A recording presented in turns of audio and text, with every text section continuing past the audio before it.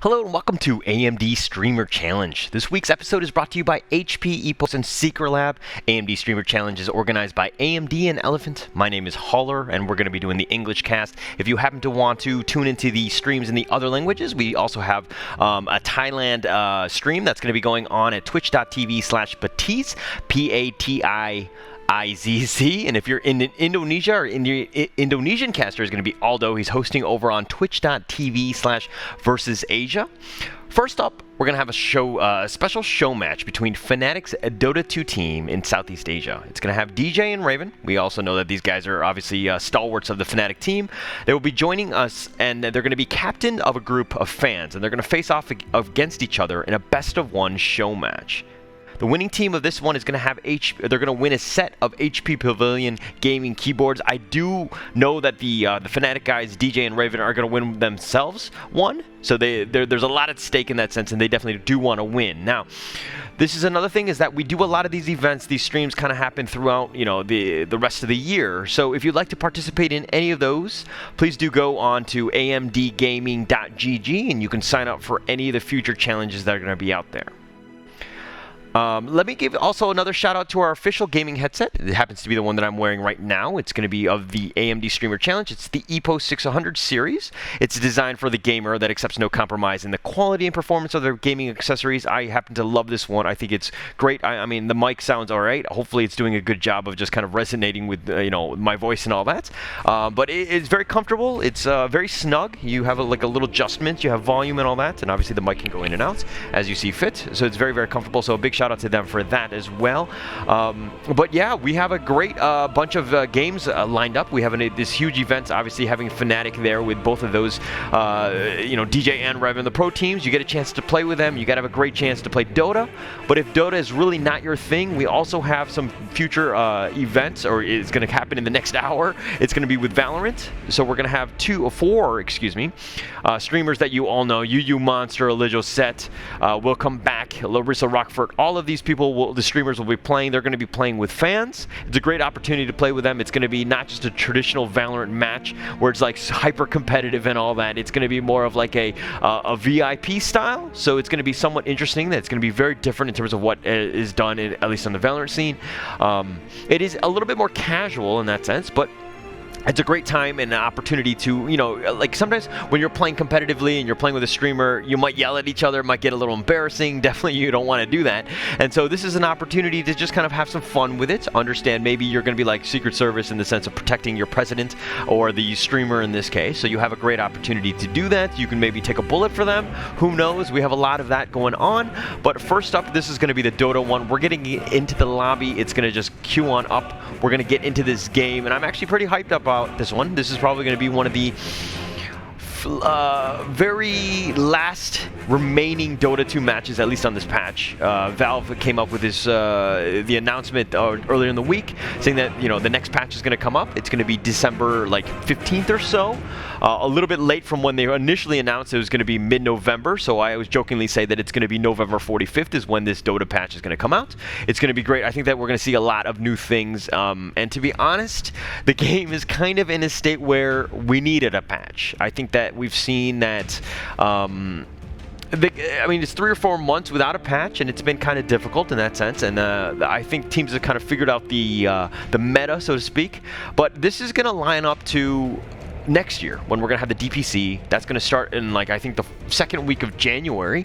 So teams are going to have literally a month to kind of prepare for that, get that patch out, understand it, and really break it down, and then just move that forward as you get into the next patch, which is super important. There's a lot at stake for Valve. I think that this is kind of, some people jokingly said that it's do or die for Dota. We're seeing, you know, like if we're looking at just comparing apples and apples in the sense of, like, you know, League of Legends, they had Worlds, they had a great run, a great tournament that they did. Riot has kind of been on top of things, and they've been pushing things. They've been pushing out new patches as well. And I think Valve, I mean, they were the founders in the sense of this whole MOBA, the genre, so to speak. But to get to that next level, they need to ensure that they take a hold of this, right? I think 2021 is going to be a pretty big statement year for Valve. I'm expecting big things for them. Obviously, I'm a huge, passionate fan of Dota myself. So having that opportunity and understanding that, you know, what's at stake for Valve, I really hope that they pick it up and they can get into it. So we're going to go into the draft here, which is going to be just all pick.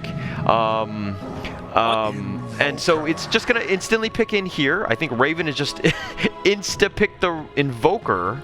Yeah, we're getting into that draft. Mind you, it's not like a traditional draft. It's not like you know, the bands and all that. It's going to be an all pick, and so we're just going to go into that, make sure that we have that just very, very quickly. And to be honest, this is like an all pick thing. Hopefully, it's I think that they actually see the enemy picks right now. But from what I could tell, it's going to be a Disruptor, Witch Doctor here.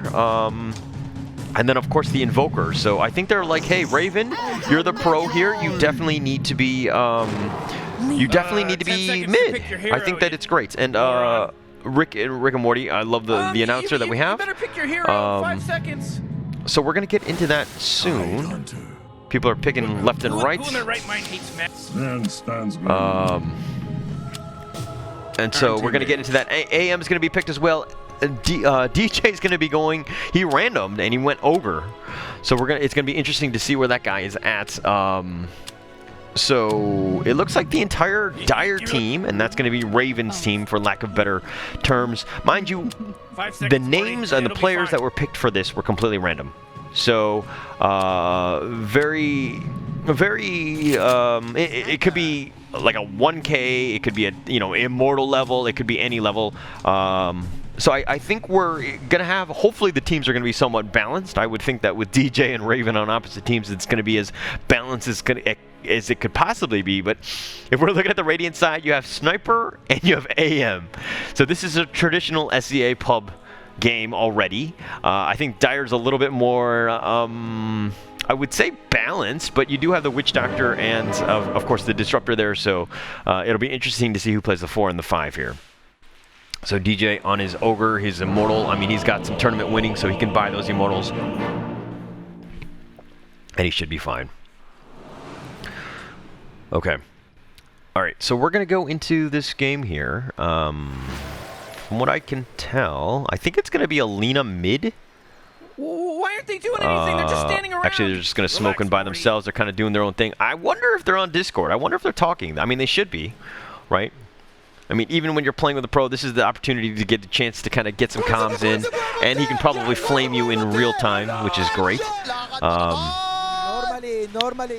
And of course, the chat wheel, which is all important here. Okay. So the teams are about getting ready. It's about 50 seconds, and we're about to be good to go. To be honest, if I had to give a favorite to anyone, I mean, I feel like DJ's team is a little bit more skilled for the long term, but can they get there? It's going to really come down to DJ. I think that him on his ogre, just how much of a menace can he be? I'm getting ready for the game to start in 30 seconds. And I think the Raven Invoker thing is just really throwing me off. I think that's awesome. And it looks like he's going to be going Midas first, and he's going to just, you know, he's going to go Exort as well.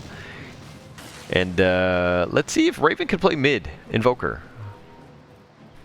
As he's being pinged out now, it's going to be about 10 seconds. The game's about to start.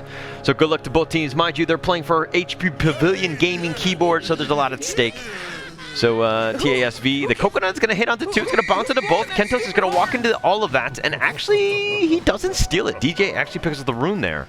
So from what I could tell, FNATIC picked up one. And then, hang on. Let's see how we figure this out. I can't go into the scoreboard myself, so I can't even tell you the runes and how they're going to be. But it looks like, okay, how great must you feel as that AM? Like, DJ is your support. Like, this is going to be as good of a support as you can get, right? So this will be very interesting. Let's see. I hope he can kind of get things started. But Raven as mid or carry is going to just, he's going to be on his Evoker there with only one shared Tango. I think that's pretty much all he needs. DJ's looking to just fight this. Coconut, he's just looking for a high five. DJ's kind of getting about half-life. Does need to be a little bit careful. He's microing his courier, but he's so tanky. This Ogre, very strong. And I Am Not Jessica apparently is getting hit a couple times. If it was Jessica, you probably wouldn't hit her, just because of the fact that, you know, okay, let's not go there. Nonetheless, Q1 is getting a couple shots here. Black screen is kind of doing a good job of zoning, making sure that it's there. This is, and Sniper, DCs, tactical DC, I'm not sure, but a pause is going to be used. And this is going to be the first one of the day. Hopefully we don't have too many of this. And mind you, there are some internet issues that we know of right now in SCA, so hopefully this doesn't actually affect our day today. Current gold. AM is just kind of stockpiling it right now. Let's look at last hits. I think that's the biggest teller. If we look at last hits, please. Okay, or not. You know, you do what you want. All right, so Sniper here with two share tangos has Warden Sentry. I think, don't know where he went, but, all right. So a little bit of a pause in the action. Not too much going on, especially since it's so early. I mean, it's literally a minute in the game. But we're going to see. I mean, TSV Gaming. Like, this guy's got to be somewhat good, right? Like, when you have a gaming tag inside your own name. Like, people are going to be like, is that a pro team? Is that what's going on? What are you doing? Are you looking to recruit? But, I mean, he's kind of tops right now in terms of last hits. He's 4-2. Sven has 4 of his own, so it looks like the carries are kind of underway. But yeah, the Sniper still having internet issues, and we're just gonna wait a little bit, just making sure that we, you know, as fair as possible. We need all 10 players, right? All right. So, what else? What else? What else can be going on? We're just gonna kind of wait, hold off here. And unfortunately, I know some of you guys might be tuning in. You're probably like, hey, where's Azarai? Just like, I think we're asking the same thing ourselves. He's having some internet issues on his own, so Azarai Gaming is unfortunately, hopefully going to be able to attend at least later for the Valorant segments. But we'll see. If not, you're kind of stuck with me. But if you want multiple languages, you want something in Thai, head on over to twitch.tv/Batiz, or if you're looking for something Bahasan, the Indonesian caster Aldo is going to be hosting over on twitch.tv/VersusAsia. So you can just check it out. We've kind of got, we're going to be doing all 3 streams at once in different languages. And of course, a big shout out to AMD and Eliphant for kind of putting this all together, as well as our sponsors at HP, EPOS and Secretlab. You can't see me on screen, but I'm actually reclined in the Secretlab chair right now, and I'm just kind of lying back, so hopefully they don't switch to the cam anytime soon. But yeah, let's just wait a minute or so. I hope everyone had a good Thanksgiving, if you do celebrate that. If not, it is Friday. I know it's a day late, but for some of those other people that are back in time, literally and figuratively.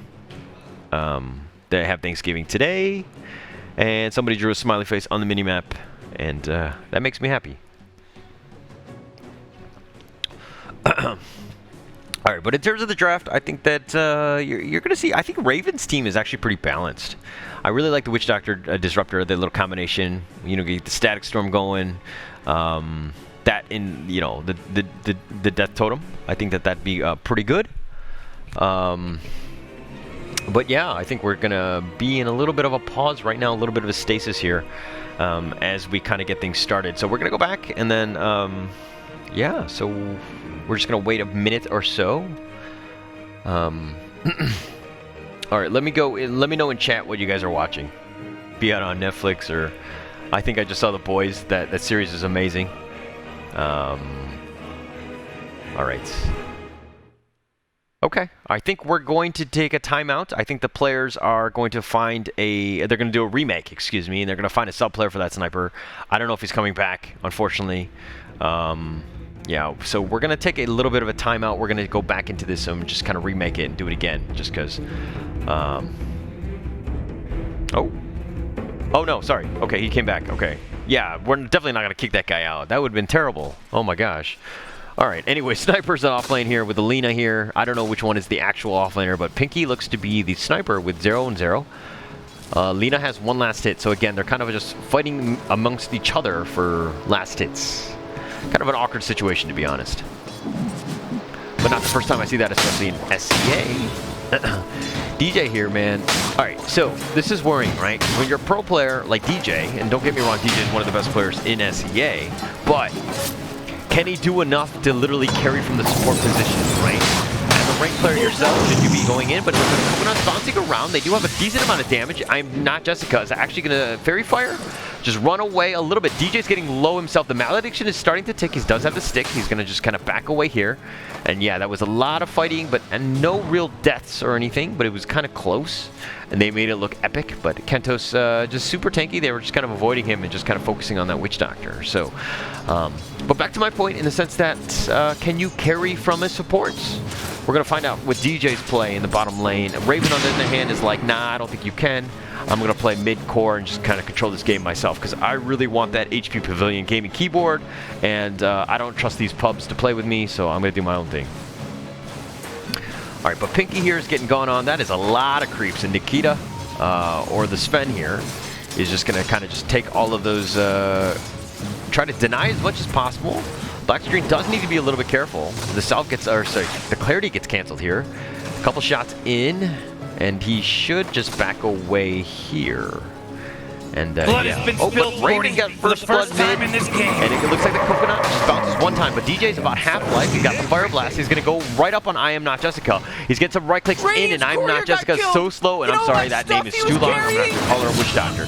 But nonetheless, Witch Doctor goes down. Kentos is still alive, about 70% life. He's going to look to turn this and fight DJ. Fire Blast is going to be used. Kentos has no mana. He's going to back up here. He does get a delivery off of the chick. I'm not sure what that was, but the Disruptor had TP'd in, and it's a 1-1 ball game. All right, so the biggest thing is that Raven actually got first blood, which is pretty massive, especially when you want to carry. Quasi is trying to do what he can, but he's 9-2 versus the 18-6. You're kind of suffering right here, and Invoker, of course, wants those levels. Once he gets Midas, he can kind of snowball and get kind of out of control. DJ just carrying the room. Might as well take that out. Black screen is just going to get, glimpses him back. But I don't really know if he wants to fight. He's like, all right, you want to fight with me? Fire Blast, here we go. Ignite is going to be used as well. Black screen is like, I regret all of my decisions. Here comes Quancy. They do have the dagger as well. He's within deny range, and he does get denied with Raven with the outplay. And it looks like Raven just styling on these guys. Is he a bully? I'm not really sure. But right now, he's looking to be the favorite right now. Being very strong. His Cold Snap's going to be used to do a lot of damage, and Quancy's going to have to blink away. A lot over nothing, and again, no real deaths. I mean, the deny was there, but I don't think you call that. You pretty much denied as much as possible with that. So Raven with the outplay there. Kentot's still here. Level 4, yeah, you don't have mana, but when you're tight under, you don't really care. Here comes the Coconut. Bounces on. Malediction is going to be used as well, but he blinks away. think, if anything, you gotta go Malediction into the Coconut, just so you do a little bit more damage. But nonetheless, it's 5 minutes. Q1 gets the stun and backs away. Black screen really can't do anything but look at a black screen in the sense that can't really deal with his Lina. And Q1 will get both runes at least top. And Nikita's actually farming, and this is what you want as the Sven. The fact that he can farm very quickly. Nice little sentry there, that'll de-ward that. And a little more darkness and lack of vision from DJ's team here. Test Gaming is like the biggest one. If we're looking at net worth, Raven with that first blood, pretty massive. Nikita getting second in terms of the net worth. Top 2, that's what you expect. And DJ here is bottom 4, but not the worst on the team, is position 5. So when you think about it and you're playing support Dota, right? These are things that you need to kind of do, right, as DJ. Like, why are you so much higher than everybody else? Like, what is it that you're doing that, you know, the Lina, the Disruptor, and the Witch Doctor don't have? Oh, nice 2-man Malediction. Coconut's gonna bounce. The Mana Shield was used, but nothing was being reflected. Ignite was just kind of burned, and that's gonna burn them away. And Raven, can we just say he's a bully at this point? Like, when do we say that this guy's just, you know, he needs to stop? But again, just making things super difficult for Kwesi there. Nikita's just doing some decent farm, level 6 already. Something they need to respect, but Nikita, I'm assuming, is very low. The Shrapnel's going to be used. He's going to use God Strength. He's going to turn this up, but he can't find anybody. The Stormhammer's going to connect, and he's going to go into Pinky. He's looking to just clunk that one down. The Glimpse is going to be used, but the Scream is there, and Kwesi with the play. Pinky does go down, Black Screen does as well, but it's a 2-for-1. Nice little rotation by Kwesi. I mean, when you bully him out with Raven here, who does have an invis, he's going to sneak up on his teammate, and this is what you do as a teammate, right? When you're 8, more than double his level, Raven, what is he going to do? He's going to sneak around? No, he's just going to right-click him. Not really much you can do against that Ogre, who's just so tanky. But he does have Midas. He went first item Midas, no boots.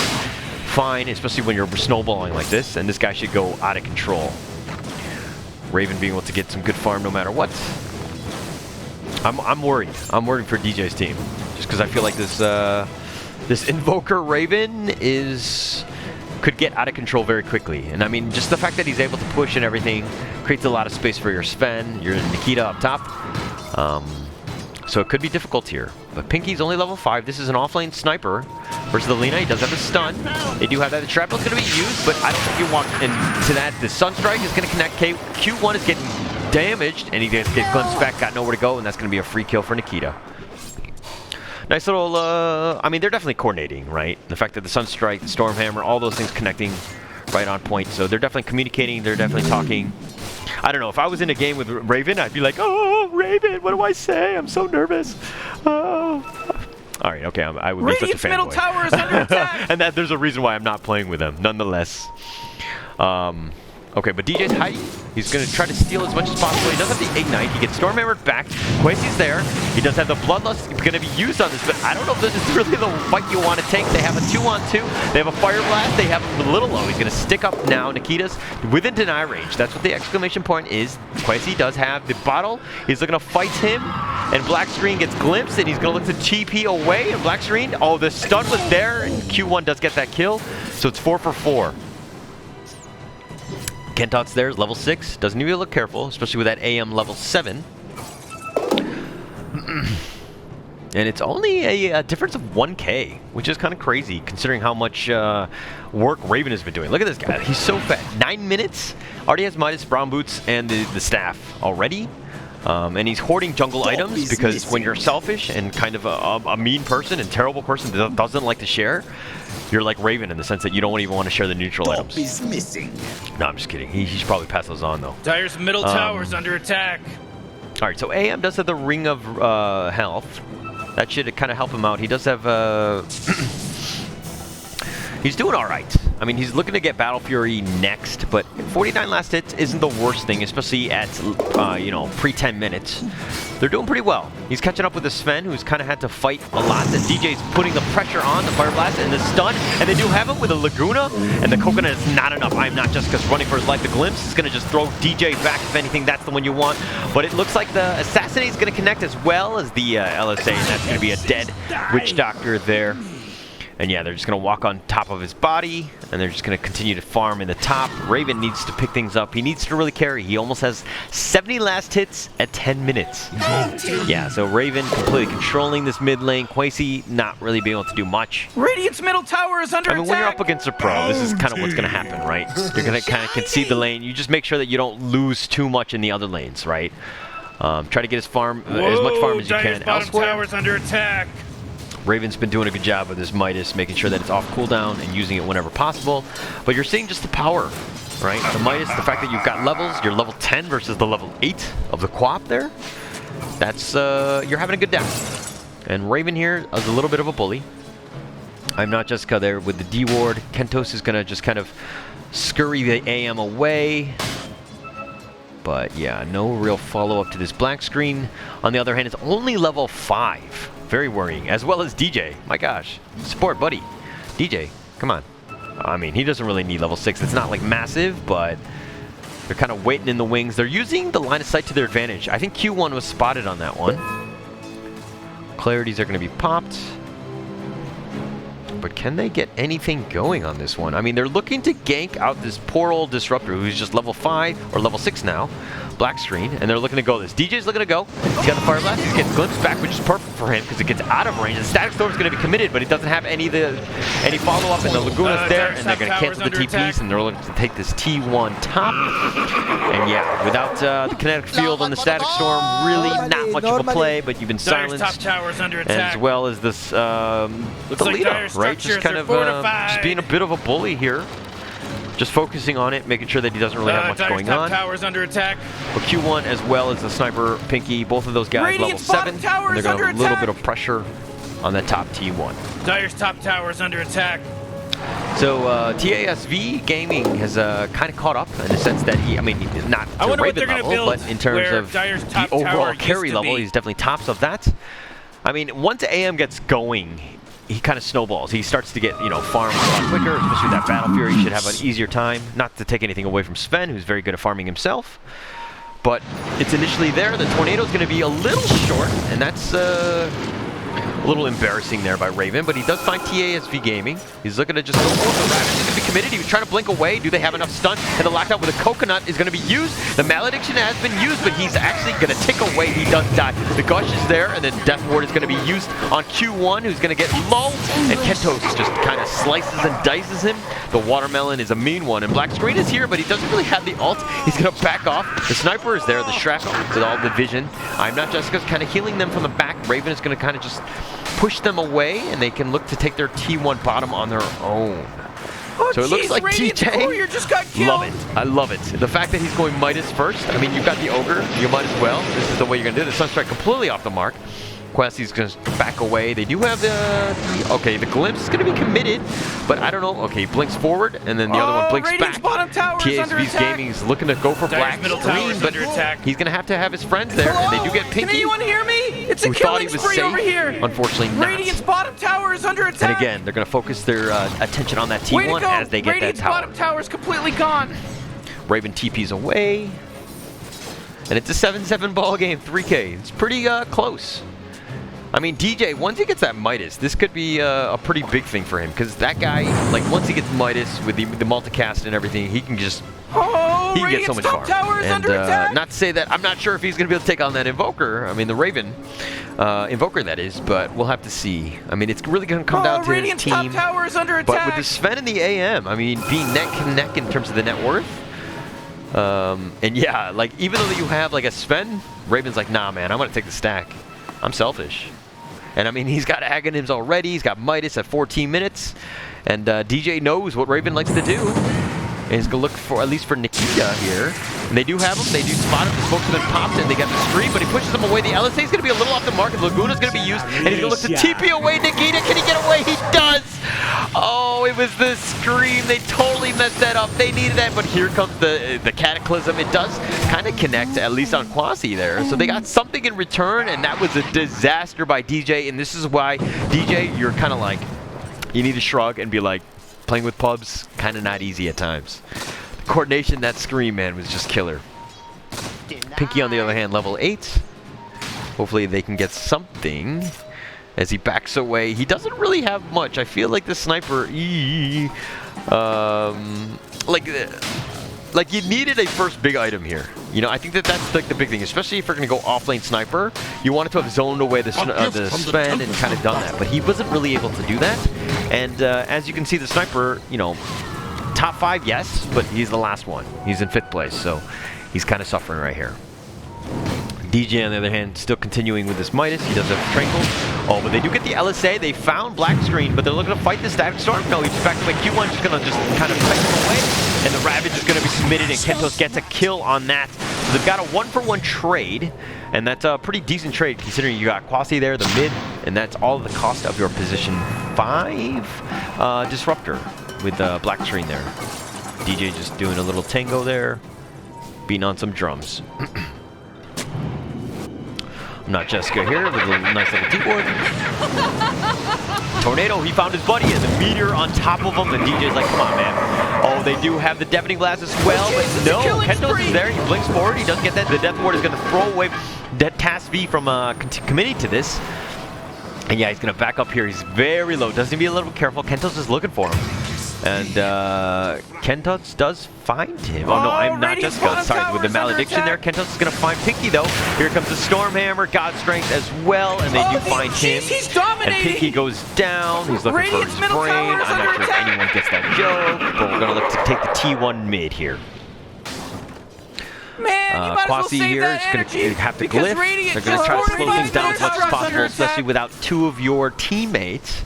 12-8, 8K net worth lead. This is turning into a bit of an issue here, especially since Raven is kind of taking control of the game. I think he really wants that HP Gaming Pavilion keyboard, or he's just a bully. I'm not sure. But Raven is looking around. He found DJ. You got the Gust, and the kinetic field is actually going to be a little off the mark as well as the glimpse, but they do have the Sunstrike as well, and DJ goes down. Static Sword is going to be committed, but you don't have the kinetic field, and Black Screen probably just pay for this with his life. He does get streamed back, but it doesn't really matter.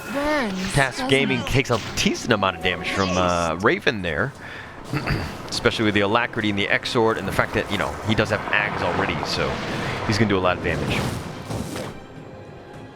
13-9, 9K net worth lead. Quapman has had a rough time, has not really gotten a big item yet. I'm grateful to you. I mean, he's going to go Yules. That's like the first big one, but I don't know. Might be too little too late. Not sure. Nikita, on the other hand, has Echo. Is going to be going PKB next, which is perfect against dealing with all that. The stuns, the magic damage. I mean, it's a surprising amount, right? I would hope that Tide Hunter would have gone Pipe. I think that would have mitigated a lot of the damage that DJ's team has. But a smoke here, they're trying to find something. Black Screen has been a little off with the glimpses, Static Storm, kinetic field combinations. Radiant's middle maybe it's a little under nerves. Attack. Maybe, you know, not every day you get to play with a pro player, so sometimes you're going to make some mistakes. So Black Screen is kind of hiding in the trees like an old dirty man. He's going to wait for DJ to come out. Nikita's in the corner, though. He is nearby. They're kind of, they're being very patient. But I don't know if it's they're being too patient at this point, because they're definitely going to be spotted by the creeps there. He's been glimpsed back, and they're going to look to get to Papa Nikita there and just let him eat this. DJ's looking to just fight, and there's Coconut as well. Malediction, Sunstrike, just in case he move forward. And yeah, they're just bullying this DJ guy, man. Who DJ? Who is this DJ guy? Is he a pro player? I don't even know, because he's not playing very well. You know, Morty, it sometimes feels like sometimes it is a support. This is the rough situation, right? And if you're looking to rank up, sometimes you need to learn how to play core, because you just kind of control the games. And I think that this is one where we're seeing DJs might have a rough time with this. Radiant's middle tower is under attack. And he attack. might just unfriend Raven at the end of the day for being such a bad person and a bully. But they're pushing it. It's 20 minutes. He's going to walk out of that shrapnel. He should be fine here. But Pinky hasn't really been able to do much as well. And almost an Octarine core on Invoker. I just saw smoke in the top left, and they did not get Pinky. He's not smart enough to step in the smoke, but the smoke's been popped, and they found the Tornado. Quick Fingers Cataclysm is going to connect onto that, and Q1 gets disintegrated there.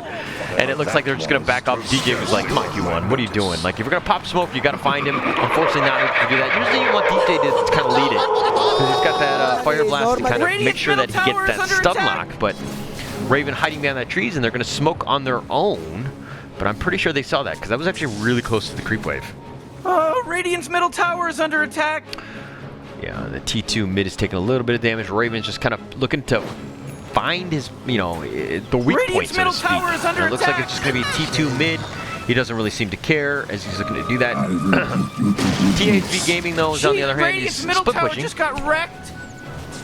I mean, especially when you're so far behind, right? As an AM, you probably want to be split pushing. This is probably the smart thing for him to do. He only has Battle Fury, though, and at 21 minutes, I think he gets destroyed. Ravage is going to be used, but he, Quasi actually heals himself up. He did not actually take that damage. He does get away, and the BKB is now going to be committed by Nikita. He's looking to fight this one. He finds Q1 in the kinetic field, and he just, like, dices. But the scream is there, and they do have him, but that's with the one with the BKB, and I don't know if that's the one you want to fight. Nikita getting very low, doesn't be careful, and they do get it with the Laguna, so Nikita thought he was strong, yes, but it was only to the extent of the duration of the BKB, and he does die in the end. And yeah, just a little too deep. This is one of those things where you kind of just need to stick to objectives, my friend. You know, you don't need to be diving T4s or fountains at this point, considering you're not that strong. Raven is strong, you're not that strong, but at the end of the day, positioning is the most important thing. So he backs up here. Raven has an Octarine core. He already has, what, 3 big items at 21 minutes. AM, on the other hand, is only 1 item in the Battle Fury. So this is kind of a tale of 2 cores, I would say. Whereas Quasi, on the other hand, is, you know, 5th place in terms of the net worth and only has a Yules. So a bit of an issue there. So Raven continue to farm, just, like, I don't think he's died yet, which is a good testament to not only the player, of course, but as a core, right? If you died less in Dota, you win more. I hate to just, you know, simplify Dota to those levels, but it's really that easy. So you don't need to be diving, you don't need to be pushing, you don't need to be doing all that stuff. So it just makes it very easy for you to, if you want to get better at Dota, you just learn on your positioning. It's super important. Right? Like, if you're looking at fighting games, you're looking at, you know, MOBA games, positioning is the most important thing. So you need to ensure that you're, you know, keep yourself alive. I know that there are times that you need to be aggressive and you need to be risky. But as we're seeing here, this is why Raven is where Raven is, right? He's got the meteor, found him, you know, Q1 again. And you just kind of gang up on him. And Q1, all he can do is laugh, use that chat wheel. And it looks like the push for high ground is there. He's got Alacrity on as well. He's doing a decent amount of damage, but the Shrapnel's kind of at least zoning out a little bit. But the creeps are taking a decent amount of that damage, and they should be fine. Yeah, the Shrapnel should just kind of stop most of that. The TP top, making sure that you push it, fix the lanes, and then continue your push. You know, THV Gaming has not had any spaces that AM, and that's kind of like it's a sad part, right? As an AM, if you want to win, your team kind of needs to pick up, create some sort of space so that you can get something going, because once you get that Battle Fury, you should be able to farm a lot more, but you don't really have the space for it. So,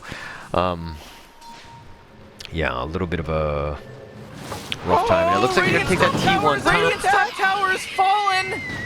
And DJ's continue to farm. Does have Midas, has a clumsy net as well. Alright, and as a good support, you want to keep your cores bloodlusted.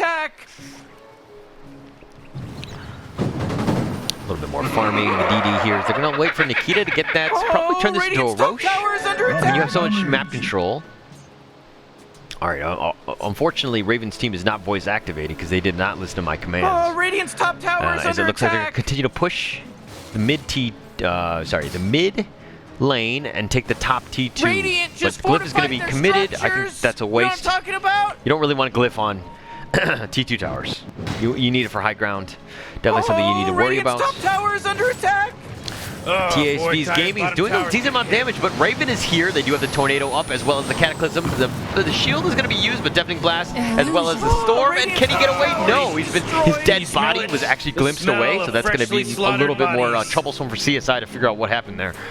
But it looks like they've got full control of this game. So, to be honest, I feel bad for DJ, right?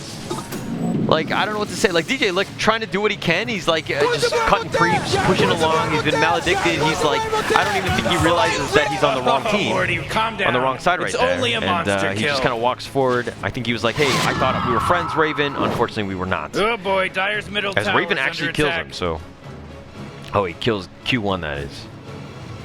Yeah, but a 14K net worth lead. Oh man. Raven continue to push with his BOT. He is everywhere. He is everywhere. And Pinky just can't even get away. The ice wall, that was a terrible one. That was like my ice wall. Holy crap. Raven, if I can criticize you for anything, it was that. Your ice wall was not good. Yeah, but I think that's where our similarities end with me and Raven. Unfortunately, that's what it is. But this is a tough time. Tough time. You know, like you have an offlane sniper, you have a, all right, so now you got Ags on this Fen. So this is guy, you're gonna see the Superman punches. And that's gonna be, once he's on top of you, like, DJ's team is gonna struggle. Like, it's very difficult, like, if everybody gets stun locked. Oh, here comes the tornado. They do have them. They do have Kentos. The Ravage is going to be committed as well as the deafening blast. They got the Cataclysm on top and just doing a lot of damage. Death Ward is going to be used, but they're just going to back away here. And Kentos is like, where's everybody? Everybody's dead. Here comes Nikita. Pops his BKB. DJ running for his life. Thinking, man, I should have played core. But DJ, okay, Nikita, back up, buddy. Back up. Oh, Stormhammer, he wants Pinky. He gets that. The disrespect. They do have 2 buybacks from DJ. He's like, oh, you went for my buddy? TASV's like, nah, we're going to go for that. And he gets the Mana Void to explode on him. Nikita goes down. And yeah, they're going to back up here. And Nikita, again, this is like, how many times in your pubs have you seen this, right? You give all the space in the world to your carry. And what does he do? He starts diving T4s, right? He starts to go for the fountain. He thinks he's strong, but only because you let him be strong. But then he kind of throws himself away. Here comes a nice tornado into a double meteor. Oh, but the deafening blast is a little off the mark. Raven, buddy, if you can't do it against pubs like these guys, how you gonna do it in the pros? Huh? How you gonna do it in the pro games? The DPC's coming, man. You gotta be able to do that. Okay, but he's probably not gonna play Invoker in those games. But nonetheless, we're just kind of razzing Raven, who's had otherwise a perfect game. So we're just kind of poking some fun at him because there's really not much else we can do here. Laguna, he was committed, but Kentos dies, gets the kill on that one. So Lena struggling. I mean, we kind of saw that. Really wasn't sure what sort of position she was in. Oh, look at it go! But now she's last of net worth. She's died a lot. Okay, so we've got the glimpse back, the kinetic field. They do have him locked in. The urn is going to be used as well as the cataclysm. He walks out of that one though, but can he get away from the gush? No way. And here comes the Stormhammer, the Superman punch, and they let him do it, and they give it to Nikita there for another kill going the way of Sven there. TP for DJ, trying to do what he can. He does have Midas though, so if there's any sort of comeback, it's in DJ's hands. Top tower's under He's attack. still bottom 3. Oh man, DJ, buddy. Fortified. Rough time as a support player in a pub. Oh, they do get the nice little tornado there. EMP should connect. They do have no. The Yule's is there, but the Stormhammer brings him down to earth. And there we go. This is going to be the first set of racks. The LSA does connect on the 2. That should slow him down, but I don't think they have anything else to deal with it. The shrapnel was pretty key in terms of controlling those lanes and just kind of taking out the creeps. But unfortunately, Sniper being dead, good first target to do, and it looks like they're going to focus their attention on the mid. They do have a Glimmer Cape here for that Nikita. Spider legs there, and he's going to have to focus on this T3 mid. Jeez, man. TSV Gaming just doing what he can. Again, split pushing, but they've got Pop-Up Raven nearby, and the Tornado. They've got the Alacrity EMP as well, the Ice Wall. He's been slowed down. He has no mana, has been silenced. And Raven, we should report this guy for being a bully. Okay? If there's anything we can do. Like, I feel bad for these guys. I feel bad. You know, I mean, they're playing for a keyboard, and here these bullies are. Like, I don't know if we should call the police or what we should do. Like, do we call the school board? Like, who do we talk to? Can we talk to a teacher? Like, who can we talk to? Who can we tell on Ravensboard? Because this guy's a bit of a bully. Look at that, 10-0-9. Like, I don't think Raven got the memo that this was a casual, fun game. He's thinking, oh, I'll just kill everybody. It's a fun game for me. So Raven here just kind of making sure working that T3 mid, and it looks like Raven has been everywhere, man. Like, he's just like a bad dream. Everywhere, all the time, and it looks like they're going to get the Raxes. There's really not much you can do, especially with TSV Gaming there. Like, you can't fight 4v5 when all your net worth is on that AM. So it's really not like they can fight, but he doesn't have buyback because he bought back in the last fight. But the last bastion, so to speak, is the top T3 as well as the Ancient. Here comes Kendo. They do have a nice little Ravage with 3, man. They found DJ as well, and that's going to be a team wipe. And the buyback coming in from Q1. TSV Gaming is here, and now Raven. Look at this guy. Look at this guy. He is really, really... You're not going to let anybody out of the fountain, even in a casual game. Raven, my gosh. I hope, you know, karma will come around one of these days. Probably not today, but in someday in the future, maybe Raven. The Static Storm is going to trap the AM here. He's been silenced. Not much he can do. He's going to gust. There's too close to the fountain. He backs up now. EMP there. And they're just going to skirt them back. And Nikita just focuses on those T4s, and they don't even care about the T3 top. Ancient's going down. Not really much you can do, especially with Kwasi going, you know, 50 seconds on his timer. And that Ancient is going down. Kento, taking a lot of damage. Kentator Tots. TSV, not even enough damage. Stormhammer, the Yules is going to keep him alive just for a little bit longer for TSV. He's got the Blink, and he gets back in the fountain. The Death Ward on the high ground. And in the Glimmer, the LSA is going to stop that. And it looks like they're going to be fountain diving. The Coconut is bouncing all over the place. Creeps are doing the actual work. As it looks like they got the Ancient there. It's 31 minutes, 33-14. Okay. Like, all right, let's raise our hands and say if anybody was surprised with that game. Because I'm going to have to say probably not, you know, especially as a carry player. You know, you have your best player on the mid lane. This is probably what you wanted to have done. I think that you should have put DJ as the mid, but I'm sure DJ was like, nah, I can't deal with him, so I'm going to do what I can. In the sense that, like, you know, just going to hide and just kind of play my traditional support and just blame my teammates when they lose. And that's kind of what happened, unfortunately. Big shout out to Raven's team. Again, they're coming home with a set of HP Pavilion gaming keyboards. Congratulations to that team. DJ's probably going to go back into the tank, talk to his team, and just be like, guys, we were bad. Why were we bad? Probably do a little bit of replay analysis. I'm not sure. Probably to getting into that. So we're going to go into a little bit of highlights here. This is the deny that Raven did. Not only is he killing the enemy team, but he's also killing his own team. So that's a big shout out to Raven for making sure maximizing as many kills as possible, even though he was a bit of a bully today. Nikita there with a nice little TP on out, and that was just a little bit of a misplay in terms of Kwasi's Scream, pushing him out of the LSA range. This is a really nice fight here where TSV just kind of thought he gets away, but the malediction was actually enough to just kill him. And this was kind of like the Raven show, right? Unfortunately, I mean, Nikita here is on point. Kento was on point as well in terms of his ravages and just good team fights. Nikita probably should not have been diving like this all the time, and they could have ended the game like 10 minutes sooner, but, you know, Nikita's like, nah, I want to just kind of milk this one. I just enjoy this moment with Raven, you know? Yeah, so, I mean, it's nice to play with the pros, and Nikita's just like, I want to extend it, I want to show how awesome I am, and by dying here and just getting this kill on Punky, but then, yeah, I'm going to die here, and DJ is going to gladly take those free kills. Nice tornado here by Raven. Meteor, Ravage, just everything in the kitchen sink being thrown at you, and then there's a Cataclysm. Just, you know, I mean, it was the Raven show all the time, just, sad times, unfortunately, but that's actually going to be the first game of the day. We're going to have 2 more games, but we're going to be changing things up a little bit in the sense that we're going to be playing Valorant. We will have Yuyumonster, Josette, Willcomeback, Larissa Rochefort. All of these streamers will be on. I believe the first one, spoiler alert, is going to be with Yuyumonster and Josette. It's going to be a classic Singapore versus Malaysia fight. We're going to go into that game, but after taking a quick little break, and we'll be back with Valorant, and we're going to have the VIP session going up, and we'll be right back with a commercial break. Hello and welcome back to the AMD Streamer Challenge. My name is Holler. You can find me on Holler TV on all social media. But what we have up next is going to be our HP streamers, and they're going to be playing Valorant show matches with the fans. Streamers are using, of course, their HP PCs powered by AMD Ryzen processors. More details are going to be on the HP page at amdgaming.gg. And this is going to be the first matchup for the day. It's going to be a classic rivalry in the sense of a Singapore versus Malaysia one. Representing Malaysia is going to be Josette. And for Singapore, Singapore, it will be Yuyumonster, and they're going to be playing against each other, but with fans. And now, normally we do a normal Valorant game, but today we're going to kind of change things up a little bit. What it's going to be is that it's going to be Protect the VIP.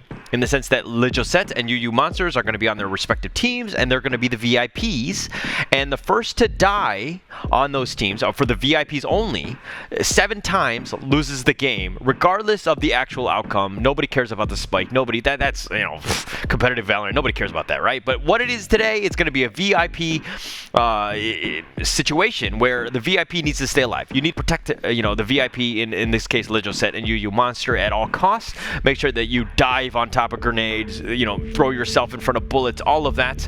And of course, the most important thing for all of this, why are the teams and players playing for this, is that the winning team will receive an HP Omen sequencer keyboard. And so also, which you can see right up on screen here, this is a pretty big one, so the streamers get this as well. So there's a lot at stake in making sure that they stay alive, but this will be interesting to see exactly what they want to do in terms of, do you pick up 2 sentinels? Do you kind of just protect yourself? Do you go all healers in the sense, like Sage, is she in play? Like, how do revives work?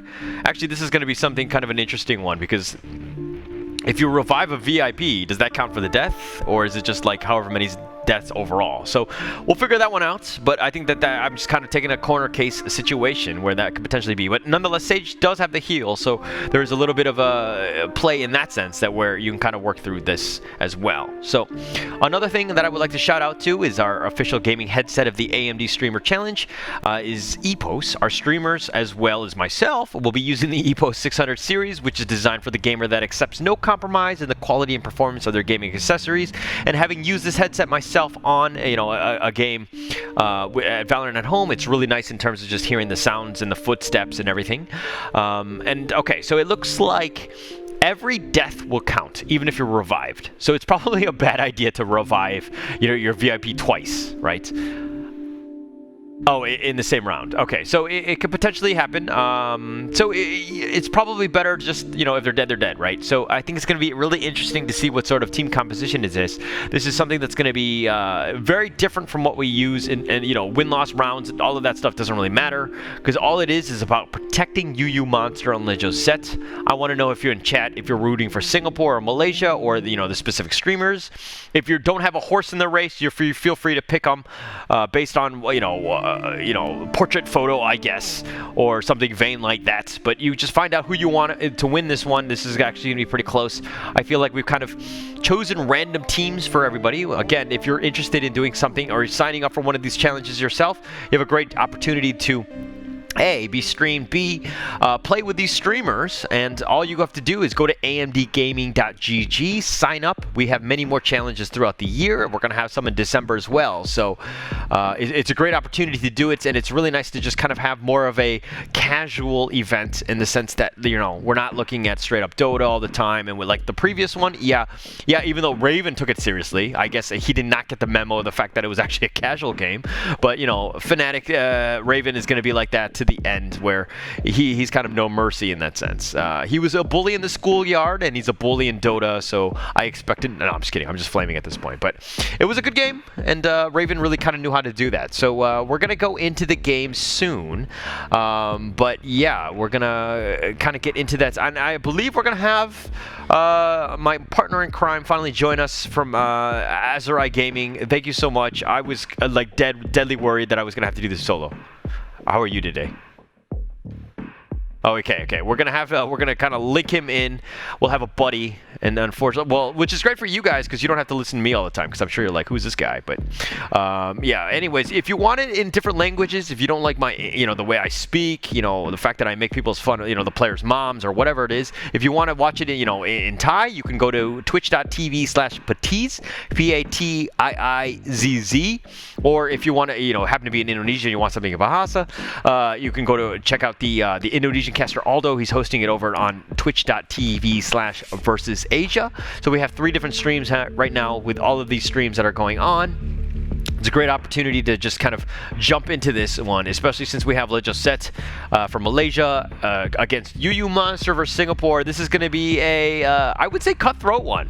I feel like there's a lot at stake, especially since this HP Omen sequencer keyboard is, is at play.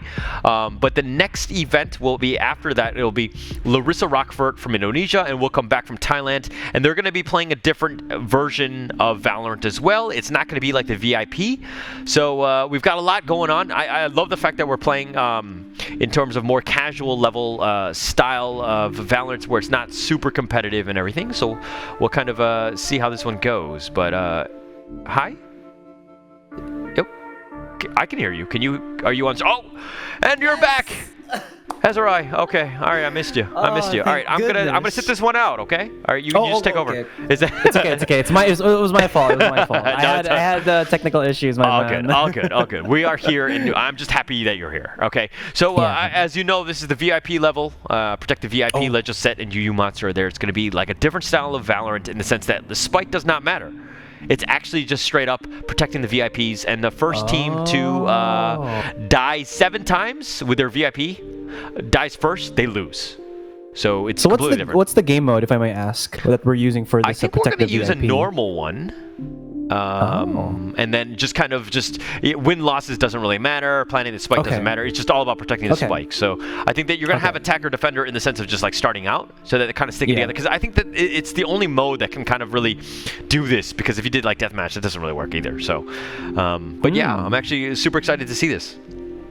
Oh, yeah, that's true. So, just to kind of add to this, again, I'm really sorry that I went in a little bit late. You know what? It happens. But yeah, just to kind of give my extra input on this holler about the protective VIP. So, if we're gonna have not infinite abilities, so they need something that will make sure that the VIPs are gonna be far from reach. So probably placing the VIP somewhere high up onto the ground, maybe like a cheeky little sage wall that people won't be able to see depending on the map. That's been done multiple times. I mean, for competitive use, but I think the principle is also still there. Yeah. Also looking into it, maybe a scout. We're gonna have like a different type of of roles here. It's not gonna be the opper. It's not gonna be the entry fragger. It's gonna be like the scout, the tank, or whatever. The healer. So just to make sure that the VIP is well protected in the center of the group.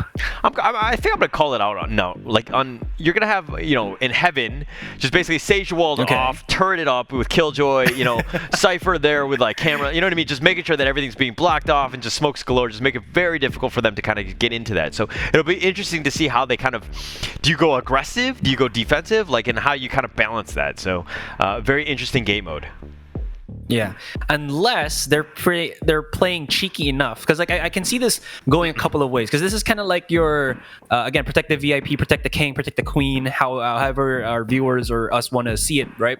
So there's gonna be kind of like 3 states to this, where there's the defensive state, there's the neutral state where you don't do anything, and then there's the offensive state. So there's gonna be people trying to reach the other VIP, whether they kind of just put out with a assassination party, like a 2-man trying to infiltrate, or maybe just a whole pack just going in as a full 5, just charging it. I don't know how they're gonna try to work with this, but it's gonna depend on the capabilities of the random AMDers that we are able to get from, again, AMD Gaming .gg, whoever was able to register there. Yeah. So, okay, now as the VIP yourself, what is the best agent for you to just run away and survive? Jet, I would say, is the best one. Okay. All right. I mean, off the top of my head, because you have like a lot of smokes, you have a lot of mobility to be able to get away. So I think Jet would be the best one, unless our VIPs know how to use raise satchel charges. I think Jet is the most the easiest option. Okay. No Omen, just teleporting maybe. I mean, from point A to point B, like not so great, I know, but yeah. Okay. All right. I could see how that would work. All right, and we're going to get I think they're in the lobby now, so that's going to be loading up soon. Okay. So we're also going to be able to just kind of tune into the stream as well and get some insights in terms of what they're thinking about. I don't know, as a VIP, are you the guy that, if you were VIP, would you be making the calls? Like, what do you do? Oh. I mean, I feel if I'm the VIP... Well, if I'm probably big brain enough, possibly. But you know what? Sometimes the president has his own security details, so they're the ones who said, "Mr. President, this is or Miss President, this is the best way to protect you, so we have to do this." So maybe mixture of both could be good. Mixture of both. Okay. I mean, I would probably just be like screaming, just like, get rid of him, kill him. It's possible. The best way to to take away from a threat is to eliminate the threat, right? Yes. Okay. All right. Looks like they're getting hyped now. We can see the loadouts. Looks like. Are you okay with Sage as your VIP agent of choice? I mean, it's not bad. Okay. You can use the wall to basically block off an angle and then make yourself safe for a few seconds unless your wall gets immediately broken. Or if they're chasing you, you do have your slow orb, so there's that possibility. And of course, can't forget heals. Yeah. And speaking of heals, somebody was highlighting over Sky, but it looks like they're going to go with a different route here. I thought they were going to go just like Sky, Sage, just try to heal as much as possible. But it is going to be Sky. Are you okay with Sky? For sure, because like again, if your VIP takes some damage, you need to immediately treat them, right? So that's not a bad idea. Okay. I'll be honest though, Holler. Like this is the first time that I've ever been in a protect the VIP type of fun mode. Yes. As it were. So I have no idea what could be the best here. Because again, of course, the kind of quote unquote meta on this type of game mode really does shift, right? Where our standards would be seeing Jet, would be seeing maybe. What is it, the Reyna? And something like this kind of, again, shifts the tide a little bit more, shifts the balance. So just have to see how it kind of works out first here. Yeah, okay. So it looks like they're just going to kind of buy out, and it looks like they're kind of spreading it around. Yuyumonster is just staying in the back, and just she's got her knife out. I hope that she's running around for now, but where is she going to be protected? Where's the safest spot? Is it the boathouse in the back? Is it heaven? Where would you be comfortable? I would say the best one is just at your own spawn. Because that would mean that you can see your opponents coming in from all alleyways, and then you can just like play ring around the rosy, chase me if you can, catch me if you can, hee, So I think it's not a bad idea. Okay. Ooh, but it looks like they're sticking together, even with the VIP there. For Josette, that is. It looks like they're going in. Sky.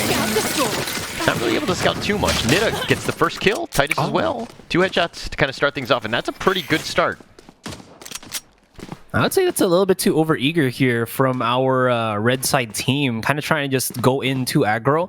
I like the idea that they went into A main. I thought that they were going to prioritize maybe getting the orbs here so that some of them can actually prioritize getting the ultimate out, maybe like from the Sky or from the Sova, so that you can reach in the backline without even being out in harm's way. If you can find the VIP, that's actually a really smart deal here for the red side team, but I don't think they kind of planned it through as they were trying to charge into the site. Yeah, actually, it's pretty massive for Sova. Just the Hunter's Fury, just making sure that you find it. But it looks like Nita's gotten another kill as well.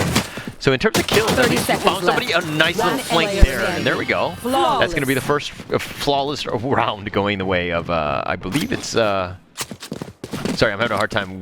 Which team is which? I guess we have a lot of... so the blue team, sorry, the defending team is Yuyumonster, if I'm mistaken. Okay. Yuyumonster, she loves to go for that stage. So you can see it, U2. So I think that's her way of saying Yu. So, well, again, wait. Right. They got the kill on Josette's team already because that was a team wipe. So 1 point to the Monster squad. Or yes. The Monster team? The Monstars? The Monsters? I like it. Let's go with that. You get the reference, though? Yes. Am I too old? Okay. Also, I'm not the only one. I'm going to pretend like I don't know, just so that it can be younger. Okay. I'm sorry. I'm sorry I had to expose you there a little bit, man. Okay. Titus with a nice little angle here. I mean, yeah, the smoke is there, but he's got it completely popped off. Titus should have some smokes here. And they're kind of sticking together. Dreamsies with a nice headshot. The thing about this is I think they're trying to play this still like a regular game mode. All right, now they're feeling like they don't have to really push anymore to a site. All they got to do is, from what it looks like, thin down the herd. Yeah. And Yuyumonster's team playing a bit too active. Titus has insane aim. Whoa! Titus with 3K. I think it was maybe a 4K? Including the first I think one? he got a 3K. I mean, at least the 3K. That was pretty sick. Wow, Titus. Yeah, okay. So, yeah, this guy knows how to aim. He's kind of on point with this, but... I love That's something troubling. Yeah. Oh, sorry. Go ahead. Go ahead. Okay, thank you. So I just kind of want to point out, because like that's also the one thing I kind of was curious about, is that do we have a player here that we got from the randoms that is on a higher ranking? You know, because like that would just mean that there is like an apex predator that could be in this scenario, and he could basically do a 3 versus 1 just like what Titus did, and kind of all the strategies that we have set in a 5 versus 5 goes thrown to the wayside because of how threatening he is just by himself. Yeah. So they got to be careful. But here's the thing: is that even when you sign up, anyone can play, right? We don't look at That's your true. ranks and then kind of like let you play based on your immortal rank or whatever. Oh, yeah. This is one of those things where we let everybody play and have a chance. But Ricky Pop is so close. He pops out of the smoke and Sova with that nice kill. Sorry, I can't pronounce that name. Like Clifo? I don't even know where to start with that one. Dream Seas. And now we're down to Josette and one tap from the looks of it. Yeah. Are they gonna be able to? Oh wait, I think Josette is also the Sage, so I think she's down already. So this should be just a team wipeout, and that's not. Again, we're not looking at the rounds anymore. Yeah. But yeah. yeah, even through this one though, just to also kind of add, even if we're not looking through the rounds, since Yuyumonster team keeps winning, that would just mean that Josette's team does not have any money to work with for the most part. So they're going to be weak on buys, so that's not a good thing at all. Yes. I mean, economy is just so important here. I mean, being back 3-0, and this Titus guy seems to be that Apex Predator you're talking about earlier. Just, this guy seems to be on point with his aim. Like, he's doing it with what, like a Spectre? Really? Yeah, he's not even upgrading at all. Yeah. I will buff us all with the skin. Oh, look at Yuyumonster just kind of smiling a little bit, just having fun knowing that she got the advantage. Yeah, it's actually pretty massive because, I mean, it's the first of 7. This could literally be over in the first 7 rounds at this rate. So, you really feel like Josette really needs to pick it up with their team. Again, I think for some part here, Josette's team is playing this not really sticking together, where I think numbers advantage really is going to be proving very useful. Titus, though, popping out the orbital strike. Will it devour anybody? Calling from the heavens, not going to happen, but they are on the chase. Oh, and this guy wasn't even looking the right way. Titus with another headshot. Like, Titus has not died throughout. And, okay, now he's got a Phantom, so he's kind of upgraded now. Oh man, that's even nastier. Can we? Do we have the ability to check the scoreboard right now? Because yeah, I want to confirm if Titus has actually died this entire. How many rounds is it? 4 rounds. 4 Like he's been just killing it right as of the moment. Yeah, 8-0 and 4. Yeah, a little bit of a bully here. Oh yeah, he has 0 kills, 0 deaths. Yeah, Oh, no. yeah, rough time. But Frye has not bought out anything. Is there a reason? What is the reasoning for this? You're saving for what? You have the most amount of money you could have bought out. I have no idea, to be honest. Okay. Nita gets a kill there. 1 tap. Okay. Gets a return kill. They've got the paint shells just kind of clearing things out. But again, it's so weird because it's like, do we even go to the site? Like, what is the point of it right here? But 1 tap gets a kill on Sova. Wyclef John. I'm going to call him that. I don't know how to pronounce that name. Yeah. Here's another thing. So even though this is Protect the VIP, the thing about that is that Josette's team is on the attacking side. So they're kind of the ones who expose themselves first in terms of positioning. And even though that is like that is actually a super important thing because you need to know where your opponents are so that you can kind of work around it. Though Titus for the first time was gonna take it down. It's you and Josette, I think. Oh. She loses. Josette gets 1. Wow. And steals her gun. That's the disrespect. Well, actually, that's my favorite thing Truthfully. to do. Like, I will follow my own teammates with skins on their guns just so that I can steal their guns when they die. I'm a terrible person. Ooh, okay, hello. All right. I did not expect that. All right.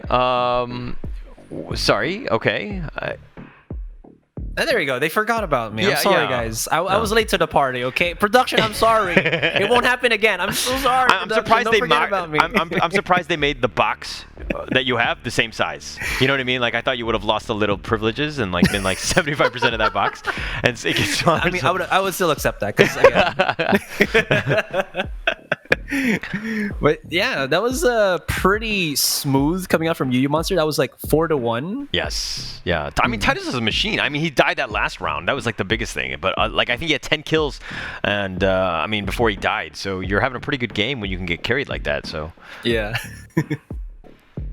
So at least that'll be kind of like a thing that they have to learn from, because from what we can see, Josette's team has been going too aggressively one after the other, not getting that refrag, which in any type of game mode that you have in Valorant, I would say is a mistake, because again, it's the numbers advantage here, and the less people there are to defend, well, again, it's kind of 1+1, right? The less there are that's going to be able, or the less successful you are to be able to defend or be offensive as your entire team. So again, kind of going a bit too aggro there is not to the advantage of Josette's team. So they have to kind of maybe use this kind of pause time to recuperate and try to regenerate what they have to do in this particular game mode that we have. It's so weird because Josette, they look like they were going to initiate. They threw out some paint shells, smokes, and they were going to go into like site A or whatever. But then they were like, there's really no reason to do this. So they like completely backpedaled, and like they gave away all the utility for nothing. And obviously sound is a pretty massive thing as well.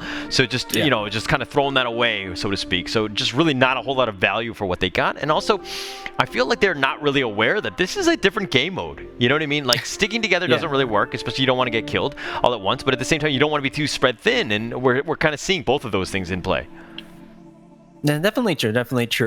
Not only that, I think again, it just seems like Yuyumonster's team plays a bit more tightly knit, if that's I think that's the word or the phrase that we are kind of looking for. Because if you look at it, they don't really kind of stray away too far from each other. So there's always that possibility of getting that quick information and being able to adapt to it, whether you try to just back away if there's too many people or if you just try to push forward. But I think to a certain extent, we are seeing Yuyumonster's team kind of just say, yeah, let's just keep pushing in. And because of, again, we can't really put him out there or like not mention his name, Titus, Brimstone has been doing such a fantastic job of kind of just being the linchpin, the spearhead for the Yuyumonster team. Yeah, and Titus is like a big reason why they're I think 4-1 at that last round. Yeah. So I'm pretty sure the tallies will still be there. Obviously, we're not going to discredit or take away from what Titus had been able to do. That's a pretty massive.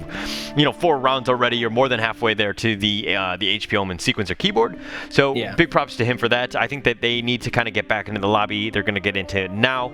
There was a little bit of an issue in terms of the somebody got disconnected, and so I think they had to remake it. So. A little bit of a hiccup. Sometimes it happens. But we'd also like to take this moment to kind of just give a shout out to our sponsors. It's going to be HP, EPOS, and Secretlab. AMD Streamer Challenge is organized by AMD and Eliphant.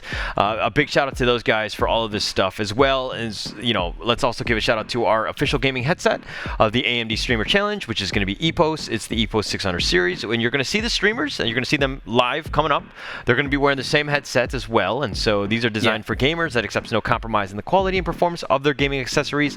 And of course, Azurai is wearing it as well as myself. Yeah, I can't forget about this. I believe also I've seen a couple of Valorant tournaments in EU, was it, or NA, that also EU, rocks the the EPOS 600 series. So really good job, because like at least we're kind of like seeing right now the integration of EPOS with Valorant, and honestly I think it's awesome, because again, these things are great when you play competitive. And again, guys, you might say that I'm a poser or something, but I really do use this when I stream, if ever and it has kind of helped me get into a higher rank as of the moment. But of course, I can't progress further because I'm just not as good. But it's not because of the headsets, it's because of me. Yeah, I mean, they're super helpful. Like I love the fact that like the sound is just like on point. Like I know exactly where they are. Yeah. Like sometimes I see people and like the guy will be running next to the other one, and he'll be like, "Why didn't he know the guy was right around the corner?" Or like you know what I mean? Like if he just had a nice headset like this, the EPOS 600, he would know right away that the guy was right there. It's like a huge advantage. What's happening? Are you seeing Az from Yuyumonster, or is just that me? No, I think that was Yuyumonster right there. Okay. Yeah, I think that this is how they're talking within the team. I think they have like their own secret language. I'm not sure. Az? The lover us. boy? Someone says Tita's my best friend. Titus? Eaters? I thought it's Titus. Titas. Oh. Now Oh, it's Yuyumonster Titus. is realizing that, hey, Titus has been carrying me. Maybe I should learn their names. You know? After they do such good things for them. Titi-kun. Someone who's called A match made in heaven. I'm just enjoying because at least we have right now voice feed and cam feed of Yuyumonster, so we're just I'm just okay with this, like listening for a smidge. How about you, Holler? Yeah. No, it's actually interesting. I actually like to hear the streamers at times just to kind of understand what they're thinking and like their whole coordination. Like that to me is the most fascinating thing, right? Like how do you communicate with the team? Are you like a quiet one? Are you a backseat driver? Like what are you doing, right? But I want to play more Valorant. Okay, Haven't had No, my there fill you go. today. it's okay. Oh, okay. She hasn't had her fill today. All right. Okay. Okay. Most of your time. Yes. Okay, so I'm pretty sure that we're gonna keep the scores that the previous game and then just carry it over Yeah. to this one. So I believe it was Oh, they changed it to 4-1. Singapore 2, I think. That means 3 more for Yuyumonster's team to win. I just vibe in this. Is that right? Oh, I mean, best of 3. Oh, it's best of 3. It's okay. Oh, that's how we did it. Okay. No worries. My math is terrible, but at least the production is doing really good in keeping us with the important information here. So I think it's just 5 deaths. Is that what it looks like? And then they're just gonna own the round. Okay. All right. Yeah. So we're gonna have a best of 3. So yeah, Yuyumonster with the first one already as they're up 1-0. Okay. All right. It's good. They're that- playing this like standard. Yeah. They're just charging right in. Oh, you just saw it. Nice headshot there. Mel did not even see that coming. And they're actually planning it. Wow. Okay. Spike planted. I think it'd be hilarious if this spike ended up killing their own VIP.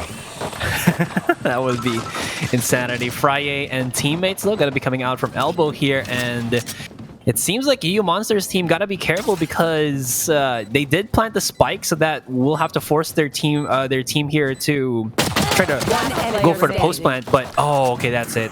Round loss. Even if Titus wins this. Yeah, but he's already clutching it out right now. I mean, this is just gonna end it if anything, but... So it's they each died, right? So it's 1-1. Oh, actually. Yeah, I because did not it's put just that in. number of deaths, right? From the VIPs. Right. Sorry. Like when I see like the spike being planted down, like my caster brain goes default to casting regularly. Yeah, like there has to be a winner and a loser in one round. Yeah, but they can both technically be killed in the same round. So You're actually Yeah. absolutely right. Yeah. I actually didn't think of it that way.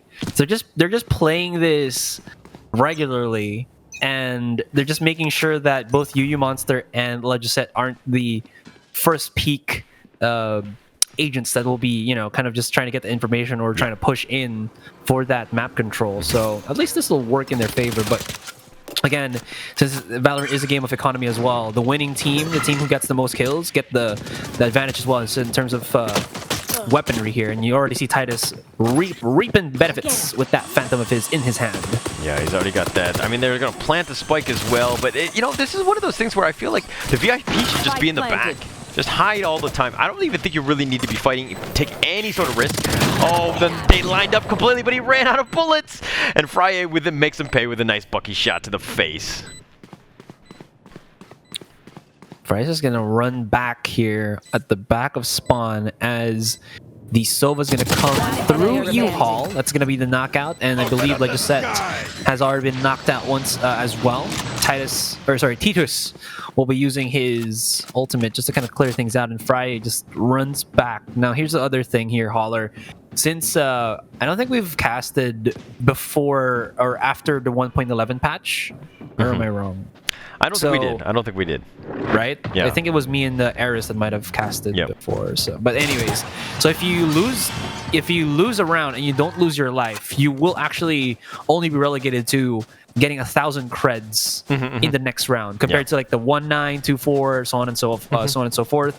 So that was actually pretty good that Friday did get hunted down there, because if not, he would have had maybe like 1,200 creds to work with in the next round with a Bucky, and that's not really too good if you're going to be playing on a Raze that has so many utilities that you can use to your advantage. Yes, yeah. Pretty massive. I mean, like trying to play it safe, I'm not really sure, especially when you've got the Bucky, but I mean, the spike kind of just forces the initiative, so to speak, in terms of the timing and everything. So, yeah. Yuyu's just staying in the back. I mean, good VIP so far. Checking corners, flanking, making sure that nobody's really getting the jump on them, but again, any sort of, like, this is risk. Anytime you're out in the open, like, there's really no reason for Yuyumonster to be, even in this mid, peeking anywhere. Protecting royalty, right? I think this is the best way for them at the moment. Like they're just kind of vibing together, but this aggressive peek out from one tap and Akema, not really too good. But Nita just rips one out open. If Akema can actually just find Josette as he's sneaking through, this could be really brutal. Remaining. Thinking of the corner. Oh, Yeah. run away! Did not check all the corners, so. Okay, okay. So Yuyumonster still survives, again, just riding the tails of this Titus guy. Who's kind of done quite well. If we're just looking at the scores, I mean, even now, it just... can we see the scoreboard? Okay, I guess we can't see the scoreboard. We'll wait a little bit. All right, here we go. 7-0-0. Look at this guy.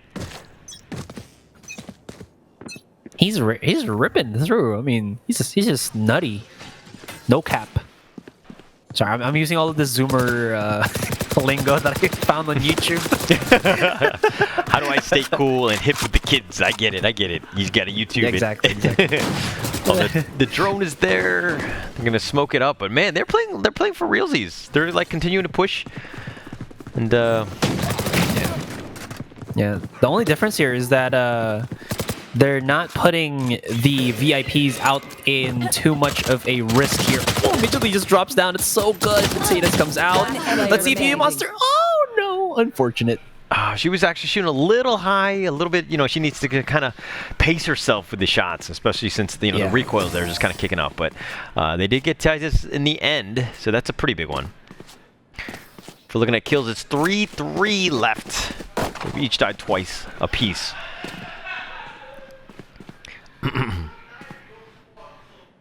So to win this second game, they need to basically gray out all the faces of either Josette and Yuyumonster, yes? Yes. Okay.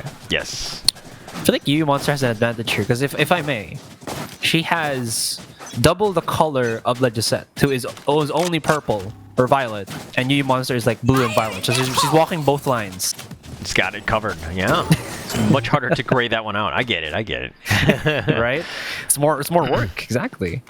More difficult to grade that one out. All right, but it looks like they're gonna. Okay, that was super corny, but I'm sorry. Yeah. It's all good. That's what we're here for. They're sticking around. The corn. My God, Titus, just 2 headshots in a row, just kind of like lining them up. Yuyumonster's hiding in the corner, doesn't even need to get anywhere, even close to the fight, so to speak. I mean, they can just completely run that one through, and she's gonna plant a spike. Spike planted. Friday, for the better part of this series, has been playing very far back and kind of just not playing with his or her team. So that's kind of unfortunate, but maybe he is kind of just trying to figure out how the controls also work from what it looks like. Again, Shots fired, my friend. Shots fired. No. Because again, we're like you said, right? We're inviting everybody from people who are new to the game as well as people who are very experienced in the game and might have been just a short draw on the stick for Josette, as it seems like again.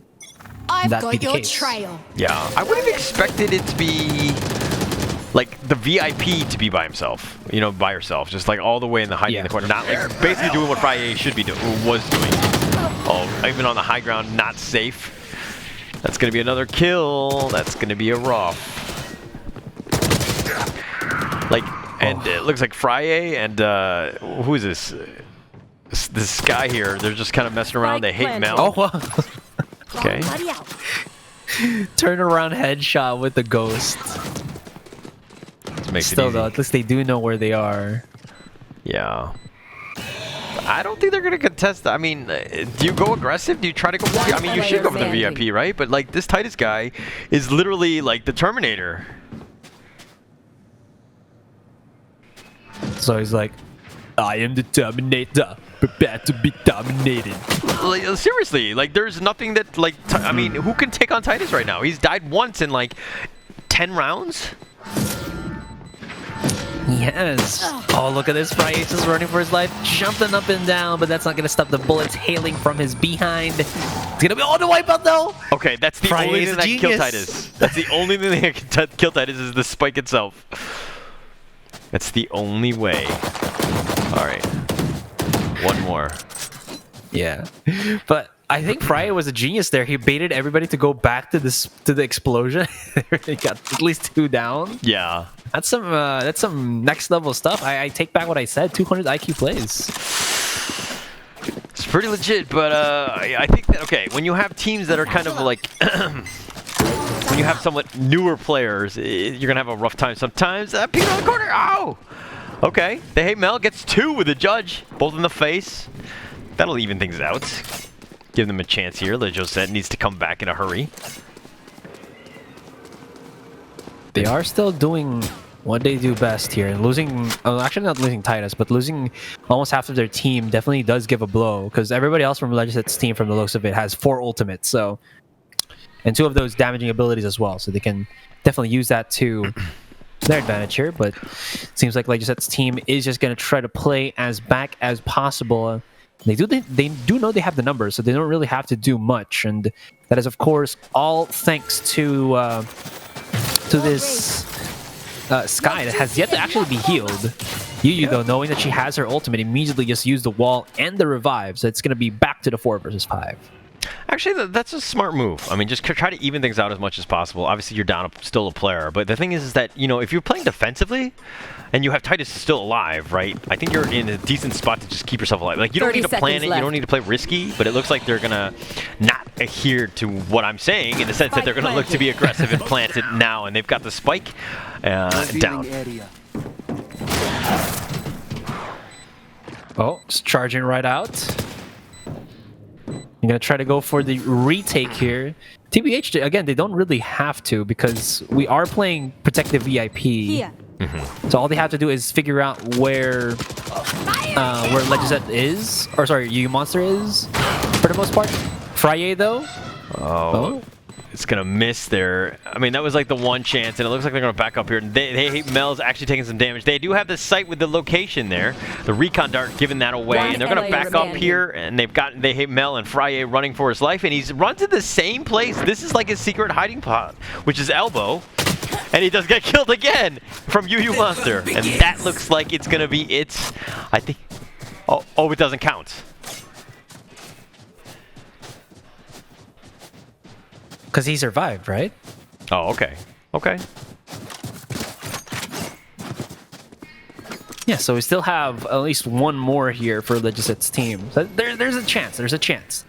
There's a beacon. There's a sliver. There's a ray of hope for the Legisette squad. I honestly feel like they can do it. It's just that you just have to play around Titus and not play this game normally. Because again, you are playing that protective VIP. They need to protect that VIP. Akema, though, with the big brain plays in the corner, but everybody's teleporting. Charge right in. Come on, please. Show us the balls. Show us the aggression.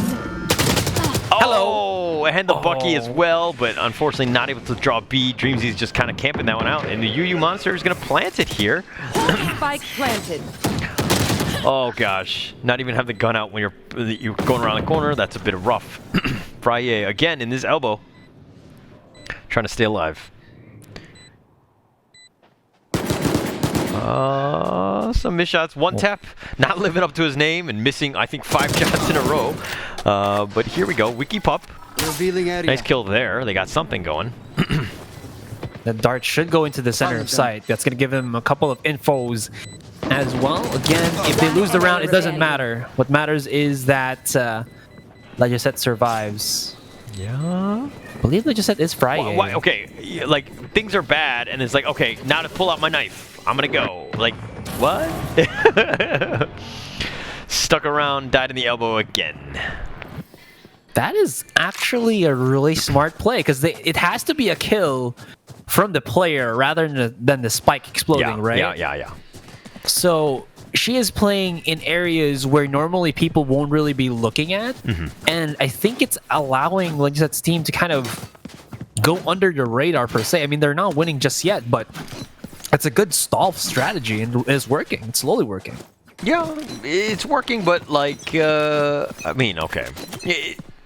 This is such a weird game mode. It's like, it's hard to analyze like exactly what the right move is. I mean, just staying alive obviously is like the biggest thing, but I feel like their team hasn't been able to stop or get anything going, so to speak.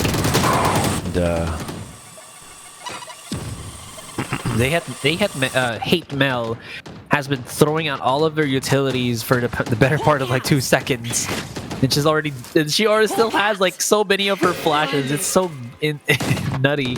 Yeah, but there's been no follow-up. They haven't got anything out of it. Can he pick around the corner? No, WikiPuff pays with his life.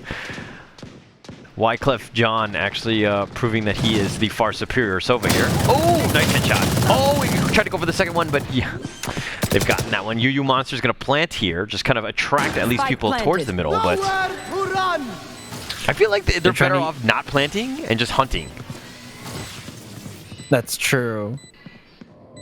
They could use at least the extra seconds to make sure that they can find where Josette is. One tap, he's playing in the corner. He can actually play such a I love it. Such a sneaky little play there into the corner as well.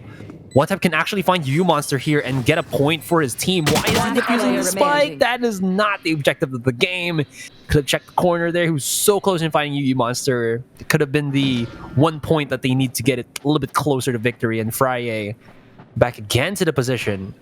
But do they know now? Do they know where she is? They don't see it. You know, it's funny because, like, okay, we know for a fact that they're not stream sniping. Because if they knew, or they did, they would know Frye's in the same spot every single time in terms of B elbow, right? True. Like, that is like the number one thing. So, okay, I like the fact that these guys are playing with honor. So, this is the greatest game of hide and seek ever. That is so true. They can't find him.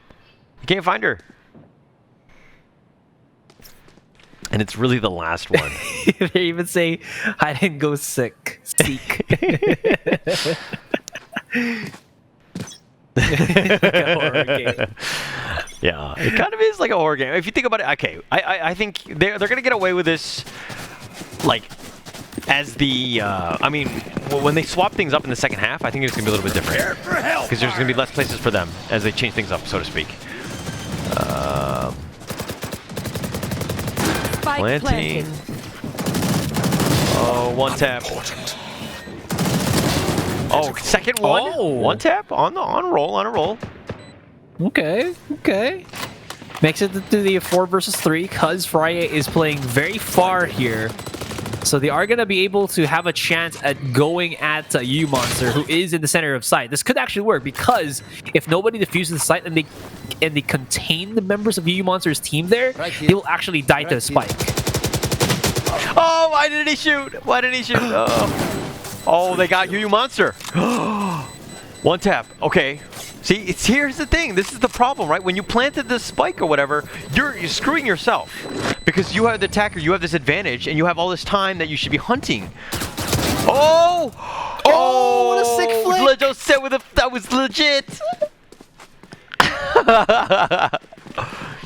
Oh my gosh! Strategy's working, Holler. They're going to the opposite sides. We were non-believers at the start. From at least for me, I thought it was going to be a kind of quick here because of how Titus plays. But this ring around the rosy, this catch me if you can strategy that Josette's team is employing is honestly working as of the moment. And in that sick flick, that was just nutty. That was actually really nice. Holy crap. Okay, I was not expecting that, to be honest. Like the fact that she got jumped on and like she was still able to flick that around. She's completely there. But again, I feel like Yuyumonster's team needs to stop planting the spike. It doesn't matter about winning or losing. Titus is just trying to... Like, you can see his crosshair movement. Like, the guy is definitely skilled in this game. He's been playing for a while. You can... Like, just how he moves. One tap, misses that one. Nida gets that kill. Blinded. Fryes is backing off here. They're gonna try to hunt her down. They gotta be careful though, because no, that's it. GG. GG. I was just about to say that because like the more members they lose, the easier it is for them to kind of just get exploded there.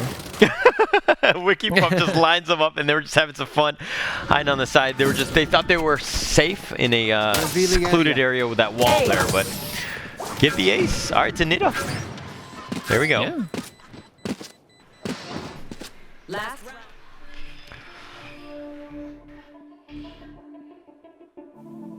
So I believe that's it. That is it. Yeah. I mean, we Yeah. had the VIP. This is kind of what it was about. It's going to be different. Players are definitely going to be playing in different style and everything, and just kind of hiding out when they need to. And it was kind of fun. A little bit of a hide and seek. I think Josette was kind of thought it was like more of like a horror game than more than anything else. Like Dead by Daylight. yeah, that style. Okay, so I think that's okay. We're gonna go take a little bit of a. Oh, do we have highlights? We have highlights. All right, let's go to the highlights first, and then we'll kind of just get see exactly how the Josette died many times, unfortunately. Titus here with a nice 3K to kind of start that off, kind of wowing us and getting our attention. But even with that one, like one tap, I thought for sure he got Titus, but Titus was just able to just turn that around and just get that headshot. But the guy was kind of on point. Titus is too quick. Oh yeah, exactly. That's just to kind of give a little bit more spotlight to the players that I think really did a lot of work here. Titus on Yuyumonster's team for sure, and then on Josette's team it's definitely one tap because like there was a play here which I really liked. Like he played around the smoke on elbow. I'm not sure if we were able to capture that. He got 2 kills. He stayed in elbow, and as the spike was about to explode, when Yuyumonster was about to trying to run away from the explosion radius, that's when one tap got the one up and or they got the kill on Yuyumonster, which almost brought them back. So again, big props to those two. Yeah, very crazy. I mean, just really well played by both of those, right? It just kind of getting in. It's not the easiest thing. This game definitely is difficult. Yeah. And so we try to make it as fair as possible by kind of creating these somewhat crazy game modes. And we have another one that's going to be coming up as well. We're going to have Larissa Rochefort and Willcomeback. Both of those guys are going to be on different teams, and that's going to be a different style as well. It's not going to be VIP. It's going to be a Spike Expert Challenge. That's going to be coming up. But we're going to take a little bit of a break, and then we'll be back with that third segment coming up soon. Welcome back to the AMD Streamer Challenge. My name is Holler, and I'm with Azurai. How are you doing today on this fine Friday? Doing good, just a little bit shook up because of what happened a while ago, but you know what? We bounced back strong. We bounced back stronger than ever, so. Yeah, we're going to be good to go. And speaking of bouncing back, I mean, we saw a little bit of a lack of bounce back, I would say, in that last game, in the sense that, like, Josette really not really having too much of a great time, so to speak.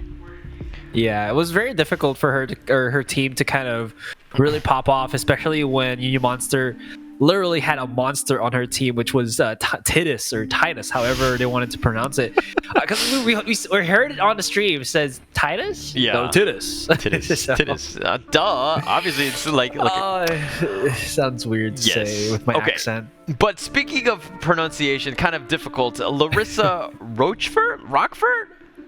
I think it's Rochefort. I think it's Rochefort too, but I'm not 100% sure. So, but she's from Indonesia, and she's actually got dressed up for the occasion, unlike ourselves. But she's actually ready to go, and she's going to be good to go with this. And we're happy to have her on stream, and she's going to be taking one team. The secondary team is going to be Willcomeback, and he's from Thailand, and it's going to be a Spike Expert Challenge, and they're going to be against each other. And so what it is that you have your team, and basically all you need to do is have Willcomeback or Larissa plant a spike or defuse it. Okay, so it's going to be a Spike Expert Challenge, so they need to survive to do at least that. And the first team to get 7 plants or defuses from one of these two, they end up winning it. And we're only going to have one game this time. Okay, the one game sounds fair, because I feel like if we go for a best of 3, we are going to take a lot of time, because that is a specific way of trying to trying to do such thing. Yeah. Honestly, I think the one who will be at a disadvantage here would be the defending team, because Oh yeah, because you stay alive and then you just kind of clear it out and then let him or Yeah. her go. Yeah, I can see that.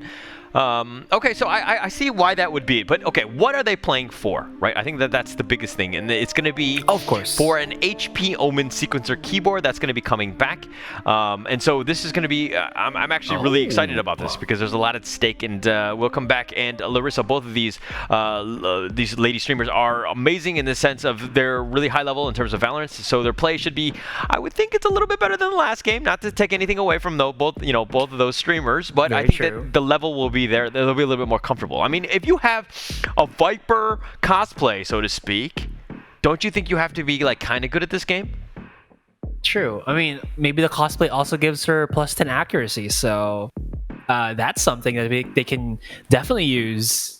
She can definitely use coming into this game. But honestly, cannot wait to see how this one pans out, because I have seen Larissa stream Valorant before, and she's definitely good. We'll come back as well, because again, I have to keep saying this every time that we see Thailand go up against a different country. Thailand be cracked with FPS players. Yeah, they have so many. Like I feel like Yeah. Thailand is a strong country. I feel like the Philippines is also very strong as well. I mean, Kind of biased. I mean, you can answer. It's okay. No, I'm not biased at all. I believe we have talent, but I think it's just more of like we need a little bit more exposure. Like I would say we have a lot of like raw, really good players here, but we lack the infrastructure before to be able to really expand into that. Because like the thing that was very difficult before for Filipinos is to actually have the opportunity to fight against other regions. But with Valorant and all, it becomes so much easier. Like I mean, the pings, Starting out. is still a factor, but at least there is the ability to do that now compared to other games before. What is the average ping you get? It's split. It really depends. Like it depends on the like region or the country that we're playing in. Like if it's Hong Kong or Singapore, it can go to like as low as 20. We don't really get 12 or 16. If I think we're in Thailand or Korea, it bumps up to like 30 to 60. So it really just depends.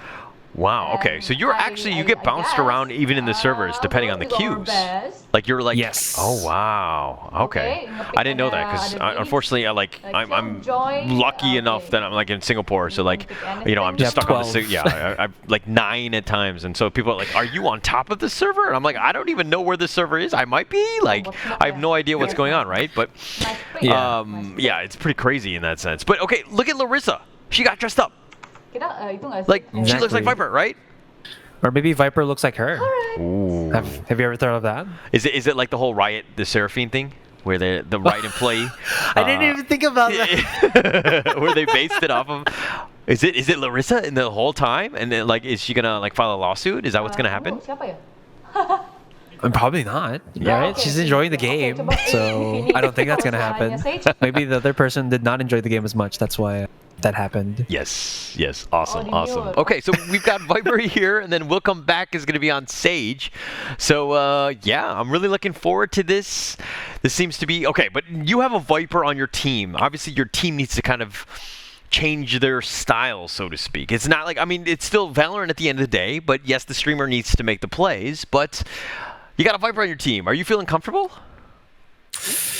I actually think that Viper is a ridiculously strong agent. It's just that her moments of being strong are very like far in between. Like it's not few, but it's very far in between. Like because of her, again, abilities being only designated to one specific location, that's why she's very difficult to kind of use. She's very specific, but if you can use that specificity to pop off with her, I think she can be very successful. I think Larissa has played her enough that we might see that level of Viper coming into this game. Okay.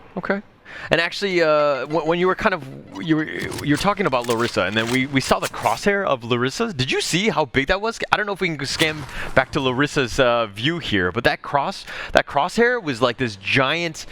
Okay, here we go.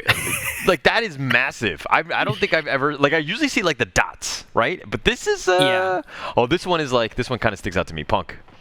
Yeah. You know, I actually do like this kind of crosshair. I use something similar to this because it just allows you to kind of use it as a grid to angle your aim compared to the dot that feels a little bit like you're swiping too far when it's like just a dot. I've been going with a smaller one. I think it's like the dot I just don't like. I don't know what it is. Hey man, bigger's better. Yeah. Yeah, I think that's what she said, right? Okay. But this crosshair, look at this. I don't know if you're shooting like Tomahawk missiles off of a plane or what, but that's, I mean, okay, but she goes down here, unfortunately. But Verseth is going to pick up that kill. Got the ghost as well. So, I mean, with the spike down already, they're kind of at a good start. Tuan Takun, is he AFK? He might be. Maybe just using this time to kind of chill with the team. Do we have a counter if the team was if Willcomeback was able to plant the spike, or if Larissa was able to defuse? Yeah, we don't have the. I don't think we had the production only for Josette and Yuyumonster. I don't think we. I don't know. To be honest, we're gonna have to find out. Sorry, I was just making sure. So at least but I believe Willcomeback was able to plant the spike down specifically. That she was the one who was able to put that down. So at least we have 1 point already for the Willcomeback team. Yeah. I mean, if you're looking at it, like, she's got the spike. So I'm pretty sure they did that last round as well. Definitely something that we need to take note of as of who gets it first. So yeah, I think to your point of the fact that, like, you know, Larissa as the defender, and you were saying that they have an advantage because they can kind of keep her safe, but they need to ensure that she doesn't get picked off like she did last time, because there's really no point in even getting the defuse at that point. Yeah, I mean, now they are they have some weapons to work with. I believe Larissa is a Bucky user main, so we should see her kind of pop off a little bit more now that she has her favorite or preferred weapon in tow. Here's another thing. Split is such a defensive-sided map that losing from an attacking team is not really to the advantage of the defender team here. Because it's not supposed to happen. Yes. More so than not. We'll come back with 2 spikes already. And I feel like this is a very attacker-biased advantage, I would say, for the attacker, because of the fact that you can force, you know, the issue. Just, I mean, getting the spike off down is just, it's pretty quick. Yeah. And the fact that, you know, the other streamer, in this case, Larissa, has to survive and then make the defuse, that seems like a pretty big play. That's true. So again, it's just gonna come down to who can spot the spike out first and react to it. Wherein, if you're the defenders and you see the spike, just not allow the opponent team to plant a spike down. Although it might go to the other wayside, because Willcomeback, I believe she threw her spike away. Yeah, she forgot about it. Without a care in the world, we got to give it back to Willcomeback. And you have a set obligation here, Will. You got to plant that spike down. Yeah. Can't win without you. You literally have one job. Willcomeback. All right, the turret is going to spot out the raise here.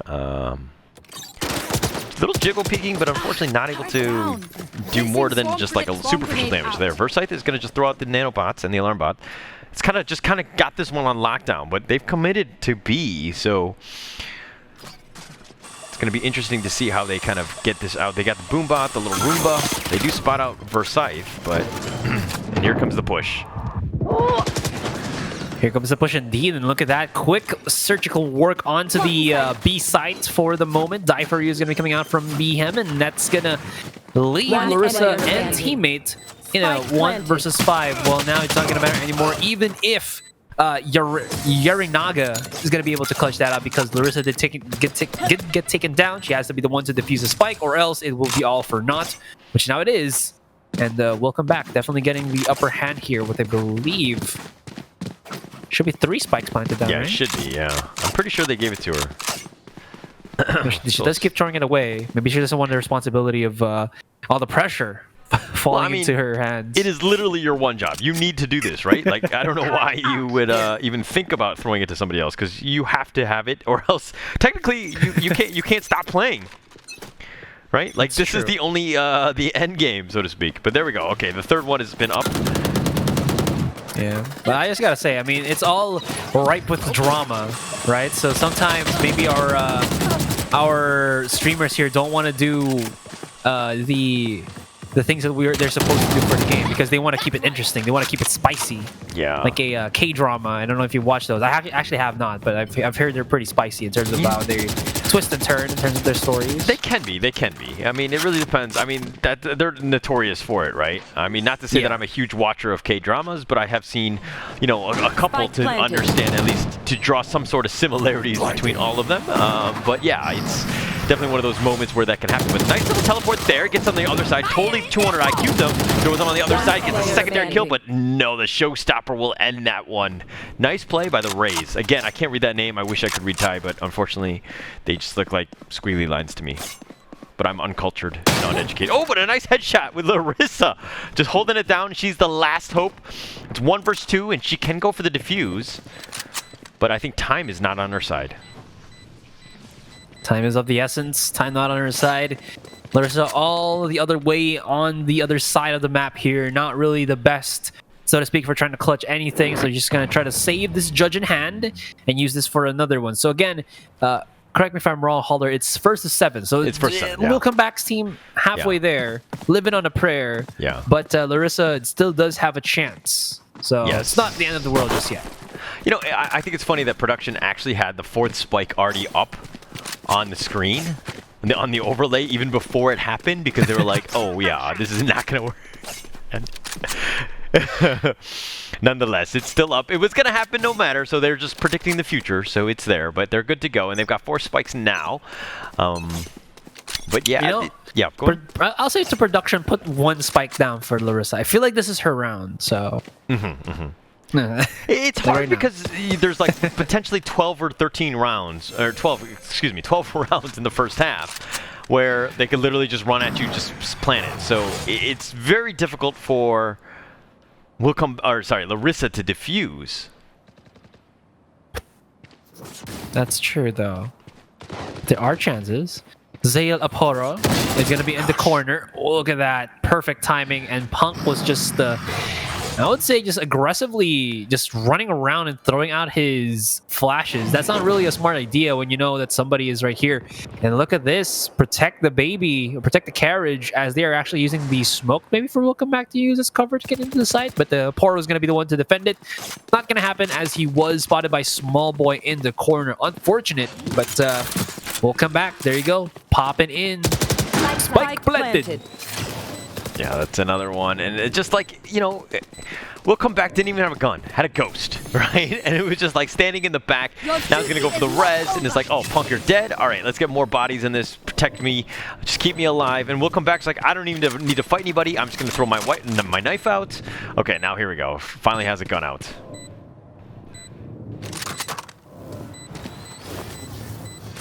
Not a lot of time. 3 versus 4, and Larissa is just holding her own at the back of her own site and B. That's not what you want to happen. And again, this is not protect the VIP. So maybe she thought she was the VIP.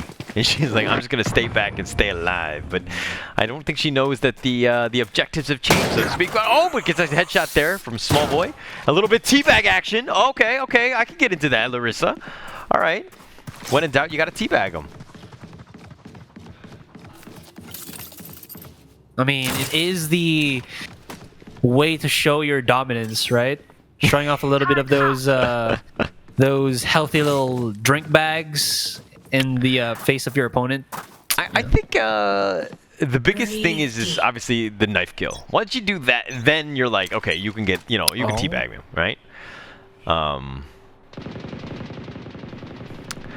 I don't know what's the next level to the knife kill. It's got to be the knife kill. That's the ultimate disrespect. There was so a funny How thing. about? Okay, you go first. Okay, there was one situation where there was 3 on 1, and I was on the side of 3, and my teammate was like, "We gotta find the last guy. We gotta knife him.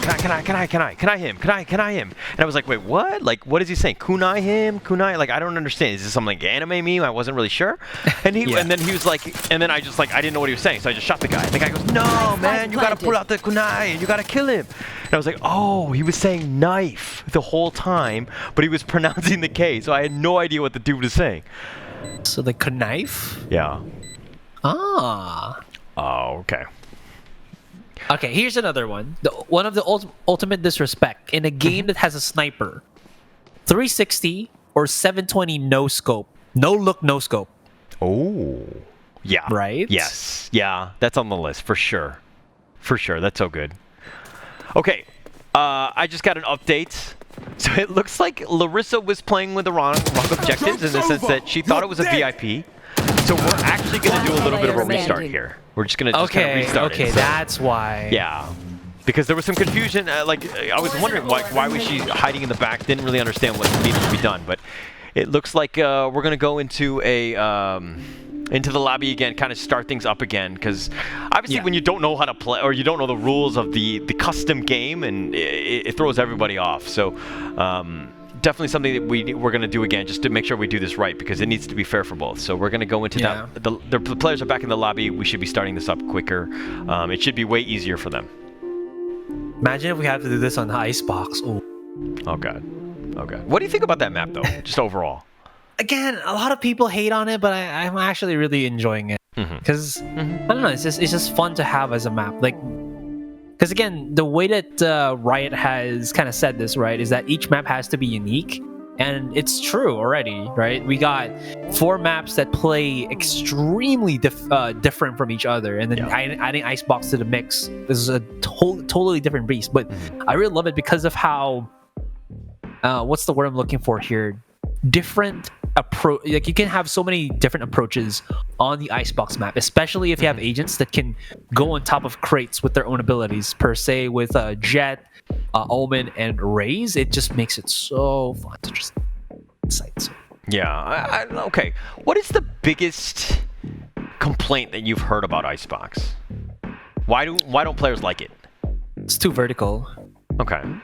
Yeah, because because if you're playing a game like Valorant, like CS:GO, you kind of want to just like play on your X and Y axis for the most part, right? But you have your Z axis, which is kind of playing all around you. So a lot of players do not like to kind of check out the corners on their top right, top left. They usually want just like left and right because it's easier for them to flick and whatnot, right? But I think that's also one thing. Plus, if you're kind of clutching and you don't know where your opponent is, there's basically like a million areas where you have to keep peeking on Icebox. So I think that's what kind of pisses off players, because it doesn't feel nice to play like that, because there's so much kind of information or lack of information to try to deal with when you're playing Icebox. That's true. And but it kind of goes back to the fact that you can design better agents, right? In the sense that you can, you know, the blast pack, you have, you know, the updraft, you have ways to kind of just work around this, and that, like, you can build onto that. Like, being vertical matters, right? And so I think that's going to be a pretty huge thing. And I mean, Riot developers have said themselves that, you know, this is the future. This is what they want in terms of pushing for new maps, in terms of not just Icebox and beyond, but, you know, everything like is going to be like this. So I think that we kind of just need to prepare ourselves for the fact that, hey, it's not a CS:GO clone. It's not just, again, like you said in the XY, I really liked how you just broke it down, but it is about just the different angles. Yeah, exactly. But, you know, don't fret, guys, because I think Valorant just released like a video. The devs released a video about how they've listened to us, and they said that, guys, okay, we understand we were supposed to release a map every act, like 1 map per act, but we're releasing it too slowly. You guys need more content. You don't really want the agents anymore. You want the maps, because that's what's, I think, the most important about us. So we're going to be releasing more maps in the future. That's pretty awesome about them, and be hella sure that each of these maps will be different from the other. So whether it's the theme, whether it's the overall layout, it's going to be definitely a different beast to try to deal with. Now, I also think they did say something about, what about the community-based maps? And I actually didn't know about this before, right? Where they said that they actually have to hire a different dev team to support the possibility or the function of that. Is actually a super cool transition. Like, I should do that on my streams, but I'm not the kawaii enough to do it. But yeah, just to finish what I was saying there, is that they need to hire like a whole other development team just to kind of support that what is it again, community map feature.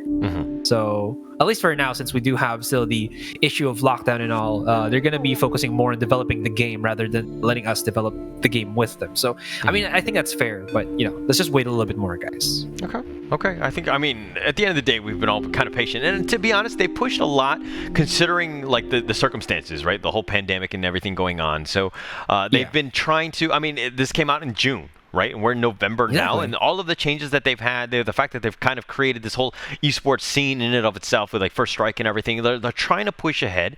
So I like the fact that they're pushing it. They're making good changes, and they're not trying to overwhelm the the player base, right? And to have agents like every other week or whatever with like the different acts or whatever it is, I mean, that's just crazy, right? So slowing it down, making listening to the players and the communities, making sure that they're heard, I think is a pretty big one.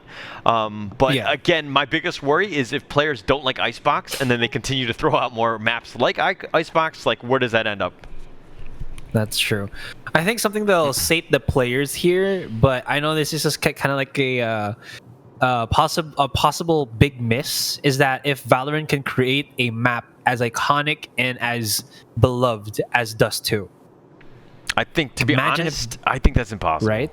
Like, Exactly. how many years has that map been out, and has any game been able to replicate that success? No, they've only tried to clone the map or make their own version of it. Not ever try to outdo it. But yeah, I mean, Valorant does have a scent which is sort of Dust 2-ish, but since they created that big area in the middle, it doesn't feel as nice to play in the mid without smokes. But in Dust 2, it's either way, right? So I don't know. I mean, I don't know what it is, but like at the end of the day, I will go back to CS:GO and just play that map all the time. But like, there's something about it that just really connects, with just all gamers of all kinds. It's I don't know. It feels like home to me. As weird as that sounds. It's not at all. Because like I remember, I think if you check out my statistics in CS:GO, because you can check it out online pretty easy because of the API, I think. My map of choice with the highest play rate, wins or losses doesn't matter, is Dust 2. Okay.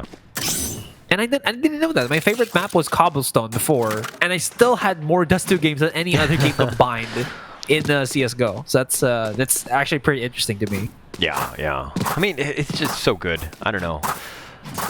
Were you a big CS:GO guy before? Yeah, I've clocked in a few, like maybe 1,700 hours. That's not really big compared to like other people who have dedicated their lives. I feel like I had a friend who had 33,000 hours in CS:GO. Oh my gosh. Something like that. Or 3,000 hours, I think. I don't know. I'm not sure which one is which, but you know what I mean. Like years. Yeah. I feel like if I just kept my computer on and running from like now to like 2025, I might be able to catch up to that guy. I just never leave that. For sure. Yes, have CS:GO open forever. All right, but the Sheriff here by Willcomeback.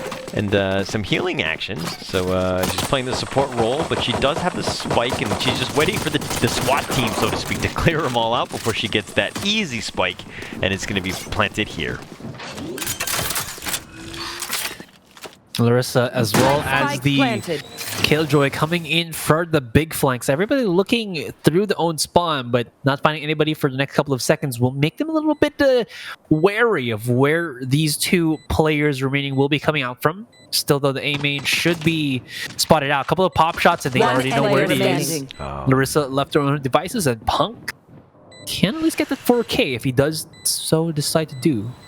Okay, see, somebody put up the spike right now. Okay, all I'm saying is that it hasn't I mean, it's been planted, yes, it's good to go, but the thing is that Larissa now has to somehow, like, do you just go for exit frags? Like, you're not going to go for this, right? Okay, it's too late now. Oh, she hears it, though. Oh, and he shot Punk in the knee. I mean, that is a weak point of Phoenix, but still, I think you, unfortunate there. But, I mean, the kills don't really matter. It's all about the spike, so to speak. That is true. Still, that just means that there's more economy for Willcomeback's team to start wreaking some havoc, making it easier for them to get into the site. Punk, definitely a person to kind of watch out for here and be careful about. Larissa should be able to buy up her Bucky even through the save. I think they're going to have to go for a force buy here, just to kind of counter out the buys that Willcomeback has done with her team. And look at that. The Phoenix already racking up to the Vandal. And here we go. I'm not sure if he had armor, though. But, I mean, it definitely helps out with all that. But it looks like they're going to just push again. A seems to be the target of choice for them. And Larissa making her all the way back. She's in heaven now. Willcomeback has got the orb. Nice spikes, and it looks like they've cleared this one out with Punk in the lead, and just making it very easy for Willcomeback. And that's perfect. Their team is in sync exactly. They know exactly what they need to do as a team. Spike planted. They've traded blows a little bit here, so it's a 3 versus 4. Larissa, I believe, was able to get up a stinger on her own. She's playing the corner as well. Smart to peek through, allowing her opponent to just rush right in. But Punk, with, of course, the bigger weapon, the better headshot, cleans out the round. And that's going to be a 2-for-0 with Willcomeback also being able to plant down that spike. Yeah, it's perfect. It's perfect. They're playing exactly with the way they need to. Just clear things out. Let Willcomeback just kind of play it as like a support and just come in when you need to. Just get that spike down and then just hold it down. They've been able to get a couple pickoffs, which makes it very easy for them. And I feel like Larissa's team, they need to do it different. They need to change things up in terms of defense. Because it seems like Willcomeback is just kind of like.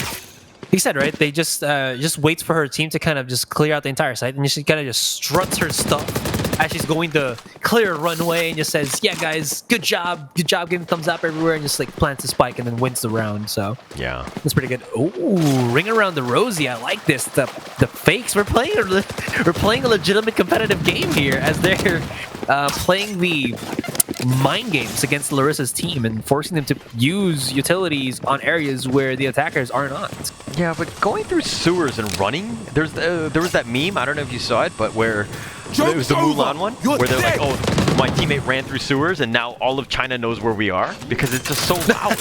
Yes. It's so crazy, but okay, it looks like she's got another spike planted. That's the third one. And this might just be over in 7 rounds. I mean, just the way with how Willcomeback's team has been playing. Definitely. Just on a warpath. Oh, that's the reverse deja vu. The Raze was the one who died previously to Larissa, but it's now Larissa that gets taken down. So not gonna happen. All right, this is where, as Larissa, you need some sort of powwow with the team. You need to figure out something. I mean, they 200 IQ'd you in the sense of faked going to A and they made their way to B. Like, how did they defensively do this? Do you still like Killjoy at B?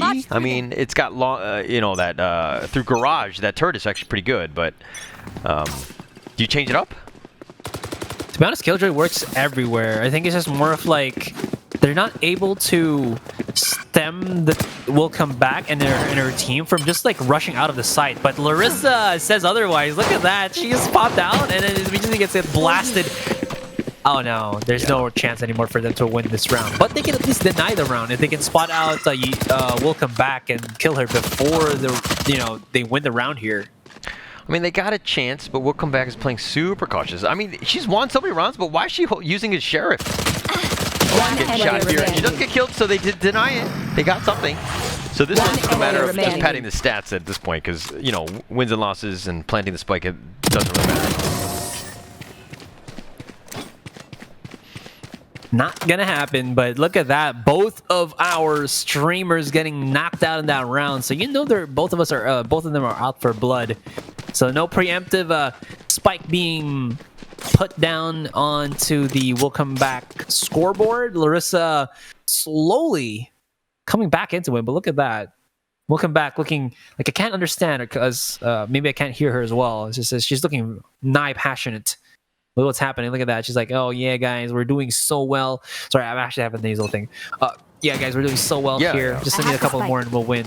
I mean, obviously the communication is there. You know, she's been on point with the team. She's been sticking with them throughout. She's not been, like, over-aggressive. She's making sure that, like, she's always in the back, always protected. Like, see, again, that poor Sova just kind of nearby, but just gets killed here. It picks it up. Probably can just go for the res here. So saves male Elsa here as Sova comes back to life. Willcomeback is in position and they can go for the plan if they want to, but Willcomeback looks like they're going to be changing things up. She's by herself. Is not ready. Wall raised. She's got the wall to buy a little bit of time. She's going to hop herself into the sewers, but again, this makes a ton of noise. Oh my gosh. Oh no, she got caught in the corner. Okay. I mean, that's a good deny, if anything, right? And Larissa doesn't get to defuse or anything, but at the end of the day, she doesn't actually get any points. Oh, it's because there was a gap in the wall. I was wondering why nobody was shooting the wall and they were still able to get through. I got optical illusioned. If that's a word, because I thought it blocked everything, but it actually didn't. Yeah. Blocked nothing. Actually, You know, that to be would've fair, that yeah. oh yeah. No. Oh, sorry. It would have just been amazing. Like it would have been. She Yeah. probably could have gotten the spike off. I mean, which is all the time she I needed. have the spike. I was about to say that. Yeah. Sorry. Because again, everybody was chasing her down. Yeah, it's fine. It's perfectly fine. But I just meant like because everybody was chasing her down, her plan to go to B could have actually proved fatal for Larissa Rochefort if they did not catch her. Unfortunate though. But Willcomeback's going super aggressive with just the knife out. Punk clearing it out.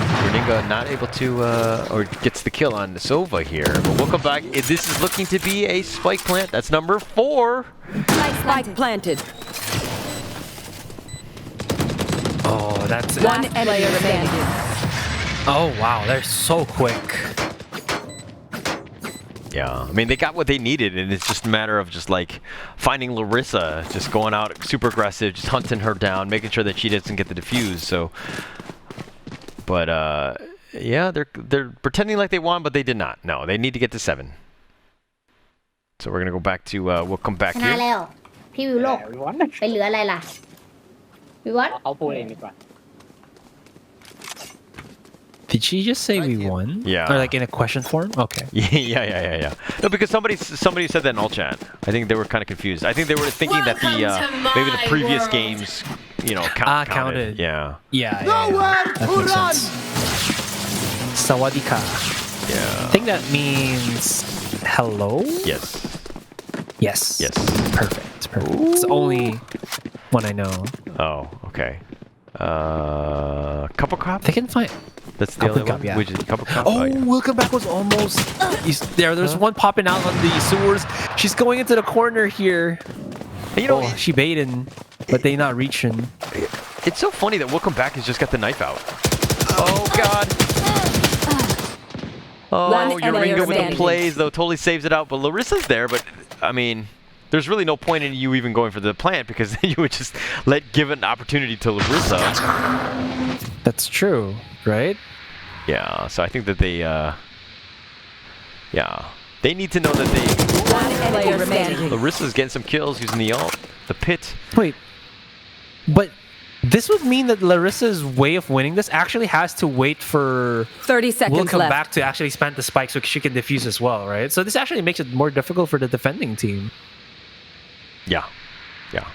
Oh. Yeah. Because there's no reason for them to even plant it, right? Because there's no points, there's nothing, so... Oh. 10 seconds left.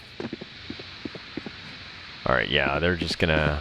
It's like 2 ships passing in the night until this happens. Die for You gets a nice headshot on Larissa.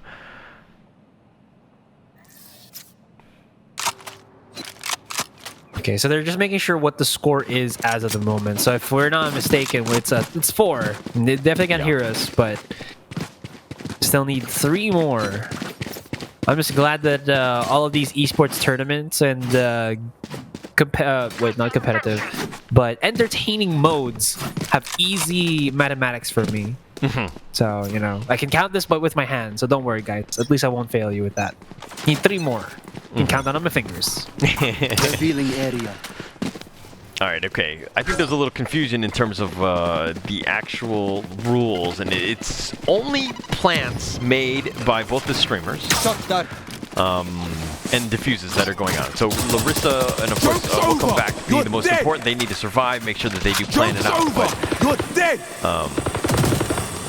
and it looks like they're making a bit of a comeback. I mean, at least in terms of the rounds, but Willcomeback is still in. I don't know if you can't let her plant You it. should run. And she's definitely very close. Oh, she does get shot and denied. Remaining. And that's going to be perfect for them because that's all you need to do. You need to just survive in this defensive, in the first half, so to speak, so that you can go on offense in the second half. This works. If they can keep doing that for a few more rounds, the tables should be turned, or should turn. Yeah. We'll still see how that kind of pans out because Willcomeback was very close to planting those last 2 spikes in the last 2 rounds. Very, Because they have very denied close. it, so Yeah. yeah. And I think it comes back to what you were talking about, like with Jet. You know, in terms of the whole VIP agent, somebody who has, you know, the smokes, the mobility to kind of just get in there very quickly and plant it. And like Willcomeback has just kind of been like running in. Just it's been completely or usually cleared out by the team, and then she just makes an easy plant. But she hasn't been able to finesse it with the guy getting the wall up, blocking vision, and then, you know what I mean, and then making the plant. Yeah. Our observer here has actually pointed something out to me. Willcomeback has yet to use something else other than the sheriff here. Oh, Larissa dying. That means that the only team that can score this round is You will Willcomeback. not kill my ally. Oh wait, Larissa's background, so never mind. There's a chance. Got a chance. All right, here we go. Got to plant the spike. All right, I just want to see Spike defuse. planted. We haven't seen much. Last Oh, but player Punk, standing. man. 2 headshots in a row. That's going to be rough. Larissa's on the high ground. She does have Heaven here. She's going to be kind of going back down, but this is a tall task in order if going 1v3. She's gonna come around the corner, right onto spawn. She's hearing footsteps, but she doesn't know where they're gonna be coming from. But she has to make something pan out here because Larissa has, like you said, man, they have not yet gotten a defuse with her. Maybe she's gonna just sneak in. Oh, she is gonna there try to time? go for a sneak. Is there time? Yes, there is. Are they gonna come back? Mess up? Oh Did- no! But Oh, she no, should've she stopped. No, not like One that. enemy remaining. Larissa, why? They didn't have time. I'm pretty sure they didn't have time. Maybe a split second, but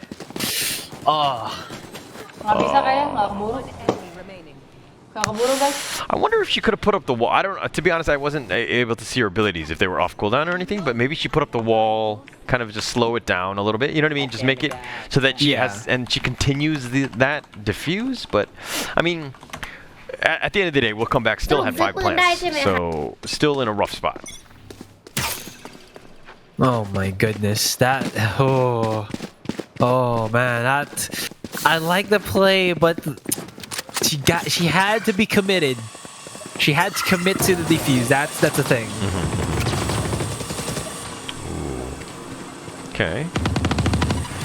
Pushing through, 2 already down. Punk with a nice return kill on Versailles though, and Willcomeback playing a little cautious, not wanting to just run on in there, but she's in now. It looks like the spike is there. Phoenix is running back. Has actually gotten 1 kill already, and Punk is looking for the next. Willcomeback dies, but it doesn't really matter. But Larissa is still alive. They do have a chance at this. One Just wait for player her team to try to remaining. clear something out. Oh no. Maybe she can do that again. But I don't think they'll let her I don't think they'll let it happen a second time. Yeah, there's no way. Mind you, this is, I believe it's 6 spikes. So they're at game point regardless of this one if Larissa is able to defuse it here, but she's going to go for it again. She's going to try to run through. No, I think it's way too late now.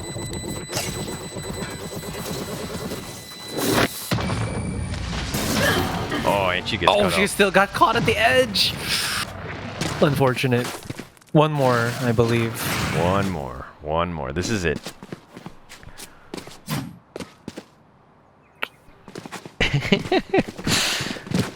They just really want their HP Omen sequencer keyboard. I think that's what it is. So That's true. Hey, it has a super sleek, big red volume knob. So who doesn't want that, right? I could use one. Just saying. I mean, I listen to like different stuff, different types of content. So being able to control my my volume with just kind of like a quick flick of the thumb on that knob. Take flight. That's mighty. It's mighty. What's the word here? Useful. Yes, definitely. Right here. Joke's over! You're dead! Just rushing right in. Larissa's team is actually doing a good job at kind of just ripping through the members here, but still not going to be enough as Die For You comes into the fray as well as Punk. You guys Last player are standing. definitely the heavy hitters. And if they get the kill on the Omen first, Willcomeback cannot put the spike down. Oh no. Oh my gosh. Is this going to count? Does this count? Does that count? Last round in the hash. Sorry, did that count or not? No, it didn't count. That did not I'm count. looking at it. Okay, it has to be. It has to be before the Omen dies. That was smart. Yeah. If he intentionally wanted to die there, that was good. That was smart. And they're like, oh my gosh, what is going on? Guys, that's actually hilarious. They totally messed that up. Okay, Larissa, though, has her Old Faithful in the sense of the judge here. คือเราต้องทำยังไงคะต้องแพ้นอีกรอบนึง Just gotta say, judge players are filthy because the judge is such an underrated weapon. It's cheap, it's powerful, it can be random at times, but it's ridiculous nonetheless. Especially if you're a however you want to play, whether you're a hiding in the corner positional judge player or the flying high like a guy judge player, you know, with the raise as well as the jet. Yeah. It goes either way. Very strong. Yeah. Ooh, nice headshots there. Oh gosh, Naga. I mean, Willcomeback still alive. She could actually walk slow. She could get the spike off. Very sneaky. Does she get it off? They actually thought it was safe, and she does. Spike planted. And that is going to be game over. She puts up the wall, and Willcomeback now throws out a gun. I don't think she killed anybody this entire game. She dies for this. But that's going to be 7 there. Tuan Takun does get a 2K to end this one, but at this point, Larissa with her first defuse is going to happen in the last round, unfortunately, and that is going to be GG. Oh, she's putting some salt in the chicken. That's how you Switching marinate it. sides. All right, so Oh my goodness. oh my gosh. All right, so we'll come back there. We just proved that, you know, in that game mode, all you need to do is be the attacker. Congratulations to her and the team from Thailand. They're going to win an HP Omen sequencer keyboard. Pretty massive stuff. We're going to go into highlights soon, but any quick comments before we go into those highlights? Just gotta say, Larissa did not have the time to shine with her judge. I honestly think that maybe it would have, but every single time I think Willcomeback's team always averts where Larissa is. Yeah. Like I think if you saw, Larissa always was rotating and trying to play the retake rather than being in the front. I mean, maybe we saw a round or two, but for the most part, they've gone A and Larissa was always playing on B. So yeah. It's kind of rough. Okay, we're going to the highlights now. We'll kind of see exactly what exactly happened. And this is the first of many. Spoiler alert, Willcomeback does get 7 spikes planted. So their team kind of on point with what they needed to do. This is in the sewer where she didn't even have a gun out. And Willcomeback actually, she was kind of a pacifist in the sense that she never really had a gun out. She had her knife out most of the time, obviously with the movement speed and everything. But it's good to be, you know, to have a gun out at times, I would say. I mean, I'm not the highest level Valorant player, but that just seems like something that we need to be doing more of. But this is the last sneaky Valorant, or the spike plant there. So yeah, congratulations again to you know, Willcomeback for that, you know, that team victory. Obviously, letting her plant 7 spikes is never easy. So really great stuff there.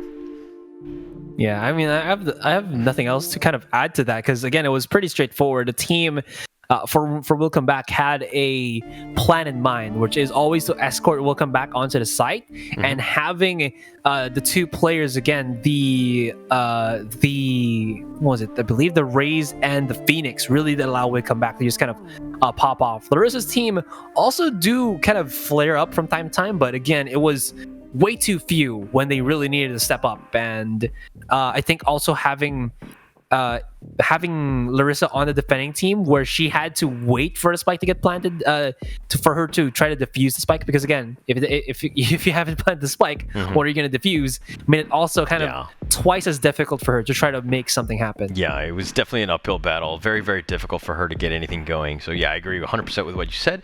But before we go close this one out, let's give a shout out to our official gaming headset sponsor of the AMD Streamer Challenge. It's going to be EPOS. All of the streamers that you saw today were using the EPOS 600 series, which is designed for the gamer that accepts no compromise in the quality and performance of their gaming accessories. Also, shout-outs to HP, all of the streamers today, and all of them using, HP PCs powered by AMD Ryzen processors. More details on the HP page at amdgaming.gg. Thank you for joining the AMD Streamer Challenge. You can tune into more challenges next week at the same time, same channel. Next week will be our grand finale, so please do tune in. Thank you again to HP for powering the stream, our wonderful HP streamers, FNATIC, our sponsors, EPOS and Secretlab, and AMD and Eliphant for organizing the event. My name is Holler, this is Asarai, and we will be signing out. Thank you so much. Stay safe, everyone.